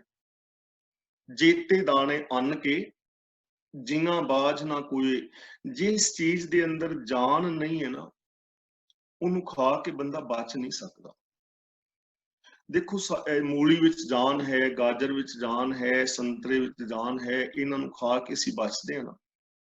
ਤੇ ਜੇ ਕੋਈ ਕਵੇ ਕਿ ਮੈਂ ਤੇ ਜੀਵ ਹੱਤਿਆ ਨਹੀਂ ਕਰਨੀ, ਮੈਂ ਨਹੀਂ ਸੰਤਰਾ ਤੋੜਨਾ, ਨਾ ਮੈਂ ਛੋਲੇ ਭੁੰਨਣੇ ਨੇ, ਵਿਚਾਰਿਆਂ ਛੋਲਿਆਂ ਨੂੰ ਭੁੰਨ ਕੇ ਮਾਰਾਂ ਮੈਂ ਨਹੀਂ ਆਲੂ ਉਬਾਲਨੇ, ਆਲੂ ਦੇ ਵਿੱਚ ਤੇ ਜਾਨ ਹੈ, ਆਲੂ 10-12 ਮੈਂ ਆਲੂਆਂ ਨੂੰ ਉਬਾਲ ਕੇ ਮਾਰਾਂ, ਮੈਂ ਤਾਂ ਵੀ ਜੀਵ ਹੱਤਿਆ ਨਹੀਂ ਕਰਨੀ। ਮੈਂ ਤੇ ਅੱਧਾ ਕਿਲੋ ਸੀਮੈਂਟ ਘੋਲ ਕੇ ਪੀ ਲਵਾਂਗਾ। ਹੋ ਗਿਆ ਸੀ ਠੀਕ। ਸੀਮੈਂਟ ਘੋਲ ਕੇ ਪੀ ਲਾਂਗਾ। ਹੁਣ ਸੀਮੈਂਟ ਘੋਲ ਕੇ ਬਚ ਜਾਓਗੇ, ਪੀ ਤੇ ਲਓਗੇ ਤੇ ਅੱਧੇ ਘੰਟੇ ਬਾਅਦ ਬਣੇਗਾ ਕੀ? ਯਾਨੀ ਮੂਰਖਤਾ ਹੋਏਗੀ ਨਾ। ਇਸ ਲਈ ਜੇਤੇ ਦਾਣੇ ਅੰਨ ਕੇ ਜੀਆਂ ਬਾਝ ਨਾ ਕੋਈ। ਪਹਿਲਾ ਪਾਣੀ ਜੀਓ ਹੈ। ਪਾਣੀ ਤੇ ਆਪ ਇੱਕ ਜੀਵ ਹੈ। ਪਾਣੀ ਪਿਤਾ ਜਗਤ ਕਾ ਫਿਰ ਪਾਣੀ ਸਭ ਖਾਏ। ਗੁਰੂ ਜੀ ਨੂੰ ਜਦੋਂ ਕਿਸੇ ਨੇ ਕਿਹਾ ਨਾ ਕਿ ਜੀਵ ਹੱਤਿਆ ਤੇ ਦੂਜੀ ਗੱਲ, ਤਾਂ ਗੁਰੂ ਜੀ ਕਹਿਣ ਲੱਗੇ, ਪੰਡਤਾ ਤੂੰ ਮਾਸ ਦੇ ਵਿਰੋਧ ਵਿੱਚ ਅਪਕਸ਼ ਵਿੱਚ ਬੋਲ ਰਿਹਾ, ਤੈਨੂੰ ਪਤਾ ਹੀ ਨਹੀਂ ਕਿ ਮਾਸ ਪੈਦਾ ਕਿੱਥੋਂ ਹੋਇਆ। ਪਾਂਡੇ ਤੂੰ ਜਾਣੇ ਹੀ ਨਹੀਂ ਕਿੱਥੋਂ ਮਾਸ ਉਪੰਨਾ। ਮਾਸਾਹਾਰੀ ਜਿਹੜੇ ਜੀਵ ਨੇ, ਜਿੰਨੇ ਵੀ ਅਸੀਂ ਮਾਸ ਤੋਂ ਬਣੇ ਆ, ਚਾਹੇ ਉਹ ਬੰਦਾ ਹੈ, ਚਾਹੇ ਔਰਤ ਹੈ, ਜਾਂ ਬੱਕਰੀਆਂ ਬੱਕਰੇ ਨੇ, ਜਾਂ ਮੁਰਗੇ ਨੇ, ਜਾਂ ਹੋਰ ਜਿੰਨੇ ਵੀ ਜੀਵ ਨੇ, ਪਾਂਡੇ ਤੂੰ ਜਾਣੇ ਹੀ ਨਹੀਂ ਕਿੱਥੋਂ ਮਾਸ ਉਪੰਨਾ। ਤੋਇਓ ਅੰਨ ਕਮਾਦ ਕਪਾਹਾਂ। ਤੋਏ ਦਾ ਮਤਲਬ ਪਾਣੀ। ਜੇ ਪਾਣੀ ਨਾ ਹੋਵੇ ਤੇ ਕੀ ਬੱਕਰੀਆਂ ਬੱਕਰੇ, ਮੁਰਗੀਆਂ ਮੁਰਗੇ, ਬੰਦੇ ਇਸਤਰੀ ਪੁਰਸ਼, ਮੱਝਾਂ ਗਾਵਾਂ ਇਹ ਪੈਦਾ ਹੋ ਸਕਦੇ ਨੇ ਜੇ ਪਾਣੀ ਨਾ ਹੋਵੇ? ਨਹੀਂ ਨਾ। ਸਿਰ ਹਿਲਾ ਕੇ ਦੱਸੋ, ਹੋ ਸਕਦੇ ਨੇ ਕਿ ਨਹੀਂ? ਨਹੀਂ। ਅੰਨ ਕਣਕ ਪੈਦਾ ਹੋ ਸਕਦੀ ਹੈ, ਕਮਾਦ ਪੈਦਾ ਹੋ ਸਕਦਾ ਹੈ, ਕਪਾਹ ਪੈਦਾ ਹੋ ਸਕਦਾ ਹੈ। ਤਾਂ ਗੁਰੂ ਜੀ ਕਹਿੰਦੇ ਨੇ ਤੋਇਓ ਅੰਨ ਕਮਾਦ ਕਪਾਹਾਂ ਤੋਇਓ ਤ੍ਰਿਪਵਨ ਗੰਨਾ। ਇਹ ਸਾਰਾ ਕੁਝ ਪਾਣੀ ਤੋਂ ਤੇ ਪੈਦਾ ਹੋ ਰਿਹਾ ਹੈ। ਇਹਨਾਂ ਦਾ ਮੂਲ ਪਾਣੀ ਹੈ, ਤੇ ਫਿਰ ਫਰਕ ਕੀ ਹੋਇਆ? ਕਿਵੇਂ ਤੂੰ ਇਹ ਕਹੇਂਗਾ ਕਿ ਇਹ ਪੁੰਨ ਹੈ, ਪਾਪ ਹੈ? ਇਸ ਲਈ ਗੁਰੂ ਜੀ ਕਹਿੰਦੇ ਨੇ ਇਹਨਾਂ ਪੁੰਨ ਉੱਤੇ ਉੱਠ ਕੇ ਆਪਣੇ ਅੰਦਰ ਇਨਸਾਨੀਅਤ ਪੈਦਾ ਕਰੋ, ਸਚਾਈ ਪੈਦਾ ਕਰੋ, ਸਚਿਆਰ ਬਣੋ, ਮਨ ਬਚਨ ਕਰਮ ਕਰਕੇ ਸੱਚੇ ਹੋ। ਕੁਦਰਤ ਦੇ ਇਸ ਸਿਸਟਮ ਨੂੰ ਸਮਝੋ, ਹਰ ਇੱਕ ਦੇ ਨਾਲ ਰੱਬ ਵਰਗਾ ਪਿਆਰ ਔਰ ਵਿਹਾਰ ਕਰੋ, ਤੱਤ ਦੀ ਵਿਚਾਰ ਕਰੋ, ਜੋ ਯੂਨੀਵਰਸਲ ਟਰੁੱਥ ਹੈ ਉਹਨੂੰ ਪਹਿਚਾਣਨ ਦਾ ਯਤਨ ਕਰੋ। ਪਰ ਗੁਰੂ ਜੀ ਕਹਿੰਦੇ ਨੇ ਜਿਹੜੇ ਸਿਮਰਤੀਆਂ ਸ਼ਾਸਤਰਾਂ ਰਾਹੀਂ ਪੁੰਨ ਪਾਪ ਦੀ ਵਿਚਾਰ ਕਰਦੇ ਰਹਿੰਦੇ ਨੇ, ਉਹ ਤੱਤ ਦੀ ਸਾਰ ਨੂੰ ਨਹੀਂ ਜਾਣ ਸਕਦੇ। ਹੁਣ ਸਵਾਲ ਪੈਦਾ ਹੁੰਦਾ ਹੈ ਕਿ ਤੱਤ ਦੀ ਸਾਰ ਫਿਰ ਸਮਝ ਕਿਵੇਂ ਆਏ? ਅਗਲਾ ਬਚਨ ਕਰਦੇ ਨੇ, ਤੱਤੈ ਸਾਰ ਨਾ ਜਾਣੀ ਗੁਰੂ ਬਾਝੋਂ। ਗੁਰੂ ਦੀ ਸ਼ਰਨ ਵਿੱਚ ਆਉਣ ਤੋਂ ਬਿਨਾਂ ਤਾਤ ਦਾ ਨਹੀਂ ਪਤਾ ਲੱਗਦਾ। ਗਿਆਨ ਗੁਰੂ, ਗਿਆਨ ਦੀ ਸਹੀ ਵਰਤੋਂ ਕਰਨੀ ਹੈ। ਔਰ ਜਿਵੇਂ ਮੈਂ ਬਾਰ-ਬਾਰ ਕਹਿ ਰਿਹਾ, ਕਿਸੇ ਵੀ ਚੀਜ਼ ਨੂੰ ਯੂਨੀਵਰਸਲ ਟਰੁੱਥ ਨੂੰ ਬੇਸ ਬਣਾ ਕੇ ਉਹਨੂੰ ਨਾਪਣਾ ਹੈ। ਉਹਦਾ ਸਾਡਾ ਜਿਹੜਾ ਹੈ ਨਾ ਰਿਜ਼ਲਟ ਅਸੀਂ ਕੱਢਣਾ ਹੈ, ਉਹਦਾ ਬੇਸ ਯੂਨੀਵਰਸਲ ਟਰੁੱਥ ਹੋਣਾ ਚਾਹੀਦਾ ਹੈ। ਮੈਂ ਜੋ ਗੱਲ ਕਹਿ ਰਿਹਾ, ਇਹਨਾਂ ਗੱਲਾਂ ਦੀ ਇੱਕ ਟੁੱਟੀ ਦਵਾਨੀ ਦੀ ਵੀ ਕੀਮਤ ਨਹੀਂ ਹੋਣੀ ਚਾਹੀਦੀ। ਤੁਸੀਂ ਜੋ ਗੱਲ ਕਹਿ ਰਹੇ ਹੋ, ਤੁਹਾਡੀ ਗੱਲ ਦੀ ਕੋਈ ਕੀਮਤ ਨਹੀਂ ਹੋਣੀ ਚਾਹੀਦੀ। ਬੇਸ਼ੱਕ ਤੁਸੀਂ ਅਮੀਰ ਹੋ, ਪੜ੍ਹੇ ਹੋ, ਇਹਦੇ ਨਾਲ ਕੋਈ ਫਰਕ ਨਹੀਂ ਪੈਂਦਾ। ਕੀਮਤ ਹੋਣੀ ਚਾਹੀਦੀ ਕਿ ਸੱਚ ਕੀ ਹੈ, ਯੂਨੀਵਰਸਲ ਟਰੁੱਥ ਕੀ ਹੈ। ਜੇ ਮੇਰੀ ਕੋਈ ਗੱਲ ਯੂਨੀਵਰਸਲ ਟਰੁੱਥ ਤੇ ਪੂਰੀ ਉਤਰਦੀ, ਉਹਨੂੰ ਮੰਨ ਲੈਣਾ ਚਾਹੀਦਾ ਹੈ। ਜੇ ਤੁਹਾਡੀ ਗੱਲ ਕੋਈ ਯੂਨੀਵਰਸਲ ਟਰੁੱਥ ਤੇ ਪੂਰੀ ਉਤਰਦੀ ਹੈ, ਮੇਰਾ ਫਰਜ਼ ਹੈ ਮੈਂ ਉਹਨੂੰ ਮੰਨ ਲਵਾਂ। ਯਾਨੀ ਸਾਡਾ ਫੈਸਲਾ ਤਾਂ ਹੋ ਸਕੇਗਾ ਜੇ ਅਸੀਂ ਯੂਨੀਵਰਸਲ ਟਰੁੱਥ ਨੂੰ ਬੇਸ ਬਣਾਈਏ। ਫਿਰ ਸਾਡੇ ਝਗੜੇ ਮੁੱਕ ਸਕਦੇ ਨੇ ਧਰਮਾਂ ਦੇ, ਫਿਰ ਮੇਰੇ ਤੁਹਾਡੇ ਵਿਵਾਦ ਖਤਮ ਹੋ ਸਕਦੇ ਨੇ, ਫਿਰ ਸਾਡੇ ਵਿਵਾਦ ਖਤਮ ਹੋਣਗੇ ਜੇ ਸੱਚਾਈ ਕੀ ਹੈ, ਯੂਨੀਵਰਸਲ ਟਰੁੱਥ ਕੀ ਹੈ, ਬ੍ਰਹਿਮੰਡੀ ਸੱਚ ਕੀ ਹੈ। ਇਸ ਲਈ ਗੁਰੂ ਜੀ ਕਹਿੰਦੇ ਨੇ, ਤੱਤੈ ਸਾਰ ਨਾ ਜਾਣੀ ਗੁਰੂ ਬਾਝੋਂ। ਗੁਰੂ ਤੋਂ ਬਿਨਾਂ, ਗਿਆਨ ਤੋਂ ਬਿਨਾਂ ਤੱਤ ਦੀ ਸਾਰ ਨਹੀਂ ਜਾਣੀ ਜਾਂਦੀ। ਤੱਤੈ ਸਾਰ ਨਾ ਜਾਣੀ, ਦੁਬਾਰਾ ਫਿਰ ਕਹਿੰਦੇ ਨੇ ਕਿ ਗੁਰੂ ਤੋਂ ਬਿਨਾਂ ਤੱਤ ਦੀ ਜਿਹੜੀ ਸਾਰ ਹੈ ਉਹ ਨਹੀਂ ਜਾਣੀ ਜਾਂਦੀ। ਤਿਹੀ ਗੁਣੀ ਸੰਸਾਰ ਭ੍ਰਮ ਸੁੱਤਾ। ਹੁਣ ਜੋ ਸਿਮਰਤੀਆਂ ਸ਼ਾਸਤਰਾਂ ਰਾਹੀਂ ਜਾਂ ਧਰਮ ਗ੍ਰੰਥਾਂ ਰਾਹੀਂ ਜਾਂ ਜੋ ਧਰਮ ਪ੍ਰਚਾਰਕ ਪ੍ਰਚਾਰ ਕਰ ਰਹੇ ਨੇ ਉਹ ਤਿੰਨ ਗੁਣਾਂ ਦੇ ਪ੍ਰਚਾਰ ਕਰਦੇ ਨੇ ਕਿ ਤਿੰਨ ਗੁਣ ਨੇ। ਤਿਹੀ ਗੁਣੀ ਸੰਸਾਰ ਪਰਮ ਸੁੱਤਾ। ਭੁਲੇਖੇ ਦੇ ਕਾਰਨ ਅਗਿਆਨਤਾ ਵਸ ਤਿੰਨਾਂ ਗੁਣਾਂ ਦੇ ਅੰਦਰ ਸੰਸਾਰ ਭਟਕ ਰਿਹਾ ਹੈ। ਤਿੰਨ ਗੁਣ ਕਿਹੜੇ ਨੇ? ਰਜਗੁਣ, ਤਮਗੁਣ ਔਰ ਸਤਗੁਣ। ਰਜਗੁਣ, ਤਮਗੁਣ, ਸਤਗੁਣ ਦੀ ਆਪਣੇ ਆਪਣੇ ਹਿਸਾਬ ਦੇ ਨਾਲ ਵਿਦਵਾਨ ਪੁਰਸ਼ਾਂ ਨੇ ਵਿਆਖਿਆ ਕੀਤੀ ਹੈ। ਚੌਥੇ ਪਦ ਦੀ ਗੱਲ ਗੁਰੂ ਜੀ ਕਰਦੇ ਨੇ ਕਿ ਇਹਨਾਂ ਤਿੰਨਾਂ ਗੁਣਾਂ ਤੋਂ ਉੱਤੇ ਇੱਕ ਜਿਹੜਾ ਜੀਵਨ ਹੈ ਉਹ ਚੌਥੀ ਪਦਵੀ ਹੈ। ਤੇ ਚੌਥੀ ਪਦਵੀ ਵਾਸਤੇ ਆਮ ਸਾਨੂੰ ਕਿਹਾ ਜਾਂਦਾ ਹੈ ਕਿ ਤੁਸੀਂ ਦਸਮ ਦੁਆਰ ਵਿੱਚ ਪ੍ਰਾਣ ਚੜਾਓ ਤੇ ਸਮਾਧੀਆਂ ਲਾਓ। ਗੁਰਮਤਿ ਉਸ ਚੀਜ਼ ਨਾਲ ਸਹਿਮਤ ਨਹੀਂ ਹੈ। ਸਿੰਪਲ ਗੱਲ ਹੈ, ਸਾਧਾਰਨ ਤਰੀਕੇ ਨਾਲ ਗੁਰੂ ਜੀ ਨੇ ਸਾਨੂੰ ਬੜੇ ਸੌਖੇ ਤਰੀਕੇ ਨਾਲ ਸਮਝਾਇਆ ਹੈ। ਰਾਜਗੁਣ ਦਾ ਮਤਲਬ ਹੈ ਲੱਭ, ਲੋਭ, ਲਾਲਚ। ਲਿਖਣਾ ਹੋਵੇ ਲਿਖ ਲਓ। ਲੱਭ, ਲੋਭ, ਲਾਲਚ। ਕਈ ਲੋਕ ਇਸ ਸੰਸਾਰ ਵਿੱਚ ਜ਼ਿੰਦਗੀ ਜੀ ਰਹੇ ਨੇ ਤੇ ਉਲਾਰੂ ਜ਼ਿੰਦਗੀ ਹੈ। ਲਾਲਚ ਕਰੀ ਜਾ ਰਹੇ ਨੇ, ਬੇਗਾਨਾ ਹੱਕ ਖਾ ਲਓ, ਇਹ ਵੀ ਮੈਨੂੰ ਮਿਲ ਜਾਏ, ਦੂਜਾ ਤੀਜਾ ਉਹ ਮਿਲ ਜਾਏ। ਉਹ ਉਲਾਰੂ ਜ਼ਿੰਦਗੀ ਹੈ ਤੇ ਉਲਾਰੂ ਜ਼ਿੰਦਗੀ ਦੇ ਅੰਦਰ ਭਟਕਣਾ ਹੈ। ਜੇ ਸਾਰਿਆਂ ਦੀ ਉਲਾਰੂ ਜ਼ਿੰਦਗੀ ਹੋ ਜਾਏ ਨਾ ਤਾਂ ਫਿਰ ਪ੍ਰੋਬਲਮ ਕ੍ਰੀਏਟ ਹੋ ਜਾਂਦੀ ਹੈ, ਫਿਰ ਜੀਵਨ ਵਿੱਚ ਕਦੇ ਸ਼ਾਂਤੀ ਨਹੀਂ ਰਹਿੰਦੀ। ਦੂਜਾ ਹੈ ਤਮਗੁਣ। ਤਮਗੁਣ ਦਾ ਮਤਲਬ ਅਗਿਆਨਤਾ ਵਾਲੇ ਕਰਮ ਕਰਨੇ। ਕਈਆਂ ਦੀ ਉਲਾਰੂ ਜ਼ਿੰਦਗੀ ਹੈ, ਅਗਿਆਨਤਾ ਵਾਲੇ ਕਰਮ ਕਰੀ ਜਾ ਰਹੇ ਨੇ, ਬਿਨਾਂ ਸੋਚਣ ਸਮਝਣ ਤੋਂ ਨਸ਼ੇ ਕਰੀ ਜਾ ਰਹੇ ਨੇ, ਜਾਂ ਉਹ ਕਰਮ ਕਾਂਡਾਂ ਵਿੱਚ ਉਲਝੇ ਹੋਏ ਨੇ, ਯਾਨੀ ਅਗਿਆਨਤਾ ਭਰੇ ਕਰਮ ਜਿਨ੍ਹਾਂ ਦੇ ਰਿਜ਼ਲਟ ਦਾ ਹੀ ਨਹੀਂ ਪਤਾ ਕੀ ਨਿਕਲਣਾ ਹੈ, ਉਲਾਰੂ ਨੇ। ਤੀਜਾ ਹੈ ਸਤਗੁਣ। ਸਤਗੁਣ ਦਾ ਮਤਲਬ ਹੈ ਤਿਆਗ, ਕਿ ਉਹ ਇਸ ਸੰਸਾਰ ਨੂੰ ਹੀ ਤਿਆਗ ਗਏ ਨੇ। ਨਾ ਉਹਨਾਂ ਨੂੰ ਲੱਭ, ਲੋਭ, ਲਾਲਚ, ਨਾ ਉਹ ਕਰਮ ਕਾਂਡੀ ਨੇ, ਸੰਸਾਰ ਨੂੰ ਛੱਡ ਕੇ ਚਲੇ ਗਏ ਕਿ ਅਸੀਂ ਸਤੋ ਗੁਣੀ ਆ, ਜੇ ਕੁਛ ਮਿਲ ਜਾਏਗਾ ਤੇ ਖਾ ਲਾਂਗੇ, ਕੰਦ ਮੂਲ ਖਾ ਲਿਆ, ਮੰਗ ਕੇ ਖਾ ਲਿਆ। ਉਹ ਸੰਸਾਰ ਨੂੰ ਛੱਡ ਕੇ ਚਲੇ ਗਏ। ਇਹ ਤਿੰਨੇ ਹੀ ਉਲਾਰੂ ਨੇ। ਨਾ ਤੇ ਮੇਰੇ ਲਾਭ ਲੋਭ ਦੇ ਨਾਲ ਹੀ ਬਈ ਕੰਮ ਚੱਲਦਾ ਹੈ ਕਿ ਆਪ ਹੀ ਲਾਲਚ ਕਰੀ ਜਾਓ, ਸਾਰਾ ਕੁਝ ਮੇਰੇ ਕੋਲ ਹੀ ਆਈ ਜਾਏ, ਤੇ ਨਾ ਅਗਿਆਨਤਾ ਦੇ ਨਾਲ ਕੰਮ ਕਰਦਾ। ਜੇ ਗਿਆਨ ਦੀ ਵਰਤੋਂ ਨਹੀਂ ਕਰਾਂਗੇ ਤਾਂ ਜ਼ਿੰਦਗੀ ਵਿੱਚ ਸ਼ਾਂਤੀ ਨਹੀਂ ਆਏਗੀ। ਤੇ ਜੇ ਸੰਸਾਰ ਨੂੰ ਛੱਡ ਕੇ ਚਲੇ ਜਾਈਏ, ਭੈਣਾਂ ਭਰਾਵਾਂ ਨਾਲ, ਸਮਾਜ ਨਾਲ, ਰਿਸ਼ਤੇਦਾਰਾਂ, ਸੱਜਣਾ ਮਿੱਤਰਾਂ ਨਾਲ ਮੇਲ ਵਰਤਨਾ ਰੱਖੀਏ, ਤਾਂ ਵੀ ਜ਼ਿੰਦਗੀ ਨਹੀਂ ਚੱਲੇਗੀ। ਚੌਥੀ ਗੱਲ, ਜੋ ਚੌਥੀ ਪਦਵੀ ਹੈ, ਉਹ ਹੈ ਸੱਚ ਨੂੰ ਆਧਾਰ ਬਣਾ ਕੇ ਮਨੁੱਖੀ ਫਰਜ਼ਾਂ ਨੂੰ ਪੂਰੀਆਂ ਕਰਨਾ, ਸਚਿਆਰ ਹੋਣਾ, ਹੁਕਮ ਦੇ ਵਿੱਚ ਤੁਰਨਾ, ਸਿਸਟਮ ਦੇ ਵਿੱਚ ਰਹਿਣਾ। ਇਹ ਚੌਥੀ ਪਦਵੀ ਹੈ। ਮੀਨਸ ਕਿ ਉਲਾਰੂ ਜ਼ਿੰਦਗੀ ਨਹੀਂ, ਬੈਲੈਂਸ ਹੈ ਜੀਵਨ। ਕਾਮ, ਕ੍ਰੋਧ, ਲੋਭ, ਮੋਹ, ਹੰਕਾਰ ਨੂੰ ਕਨਵਰਟ ਕਰ ਦਿੱਤਾ ਹੈ। ਕਾਮ ਲੱਜਾ ਔਰ ਹਯਾ ਵਿੱਚ ਬਦਲ ਗਿਆ ਹੈ। ਕ੍ਰੋਧ ਵੀਰ ਰਸ ਵਿੱਚ ਬਦਲ ਗਿਆ ਹੈ। ਲੋਭ ਸੰਤੋਖ ਦਾ ਰੂਪ ਧਾਰਨ ਕਰ ਗਿਆ ਹੈ। ਮੋਹ ਪ੍ਰੇਮ ਦਾ ਰੂਪ ਧਾਰਨ ਕਰ ਗਿਆ ਹੈ। ਅਹੰਕਾਰ ਨਿਮਰਤਾ ਔਰ ਸਵਾਭਿਮਾਨ ਵਿੱਚ ਕਨਵਰਟ ਹੋ ਗਿਆ ਹੈ। ਬਿਲਕੁਲ ਬੈਲੈਂਸ ਜੀਵਨ ਹੈ। ਨਾ ਲਾਲਚ ਹੈ, ਨਾ ਮੈਂ ਆਪਣੇ ਹੱਕਾਂ ਨੂੰ ਹੀ ਗਵਾ ਰਿਹਾ ਹਾਂ, ਨਾ ਮੈਂ ਕਿਸੇ ਦੇ ਹੱਕ ਖਾ ਰਿਹਾ ਹਾਂ। ਤਾਂ ਗੁਰੂ ਪਾਤਸ਼ਾਹ ਜੀ ਕਹਿੰਦੇ ਨੇ, ਤਿਹੀ ਗੁਣੀ ਸੰਸਾਰ ਪਰਮ ਸੁੱਤਾ। ਸੁੱਤਿਆਂ ਰਹਿਣ ਵਿਹਾਣੀ, ਸੁੱਤਿਆਂ ਅਗਿਆਨਤਾ ਦੇ ਅੰਦਰ ਹੀ ਸਾਰੀ ਰਾਤ ਬੀਤ ਜਾਂਦੀ। ਰਾਤ ਦਾ ਮਤਲਬ ਉਮਰ। ਬੰਦਾ ਸਾਰੀ ਜ਼ਿੰਦਗੀ ਹੀ ਇਹਨਾਂ ਵਿਕਾਰਾਂ ਵਿੱਚ ਹੀ ਗਵਾ ਦਿੰਦਾ ਹੈ, ਅਗਿਆਨਤਾ ਵਿੱਚ ਹੀ ਗਵਾ ਦਿੰਦਾ ਹੈ। ਇਹਨੂੰ ਸਮਝ ਹੀ ਨਹੀਂ ਆਉਂਦੀ ਕਿ ਮੈਂ ਜ਼ਿੰਦਗੀ ਵਿੱਚ ਕਰਨਾ ਕੀ ਸੀ, ਮੇਰੇ ਜੀਵਨ ਵਿੱਚ ਸੁੱਖ ਸ਼ਾਂਤੀ ਕਿਵੇਂ ਆ ਸਕਦੀ ਹੈ। ਦੇਖੋ, ਸਾਡੀ ਆਮ ਜੋ ਜ਼ਿੰਦਗੀ ਹੈ ਨਾ ਪਰਿਵਾਰਾਂ ਦੀ, ਕਿਵੇਂ ਸਾਡੀ ਅਗਿਆਨਤਾ ਵਿੱਚ ਜ਼ਿੰਦਗੀ ਬੀਤ ਰਹੀ ਹੈ। ਸਾਡੇ ਘਰਾਂ ਦੇ ਵਿੱਚ ਕਲ ਕਲੇਸ਼ ਹੈ ਨਾ, ਹਰ ਘਰ ਦੇ ਵਿੱਚ ਕਰੀਬ ਹੁੰਦਾ ਹੈ।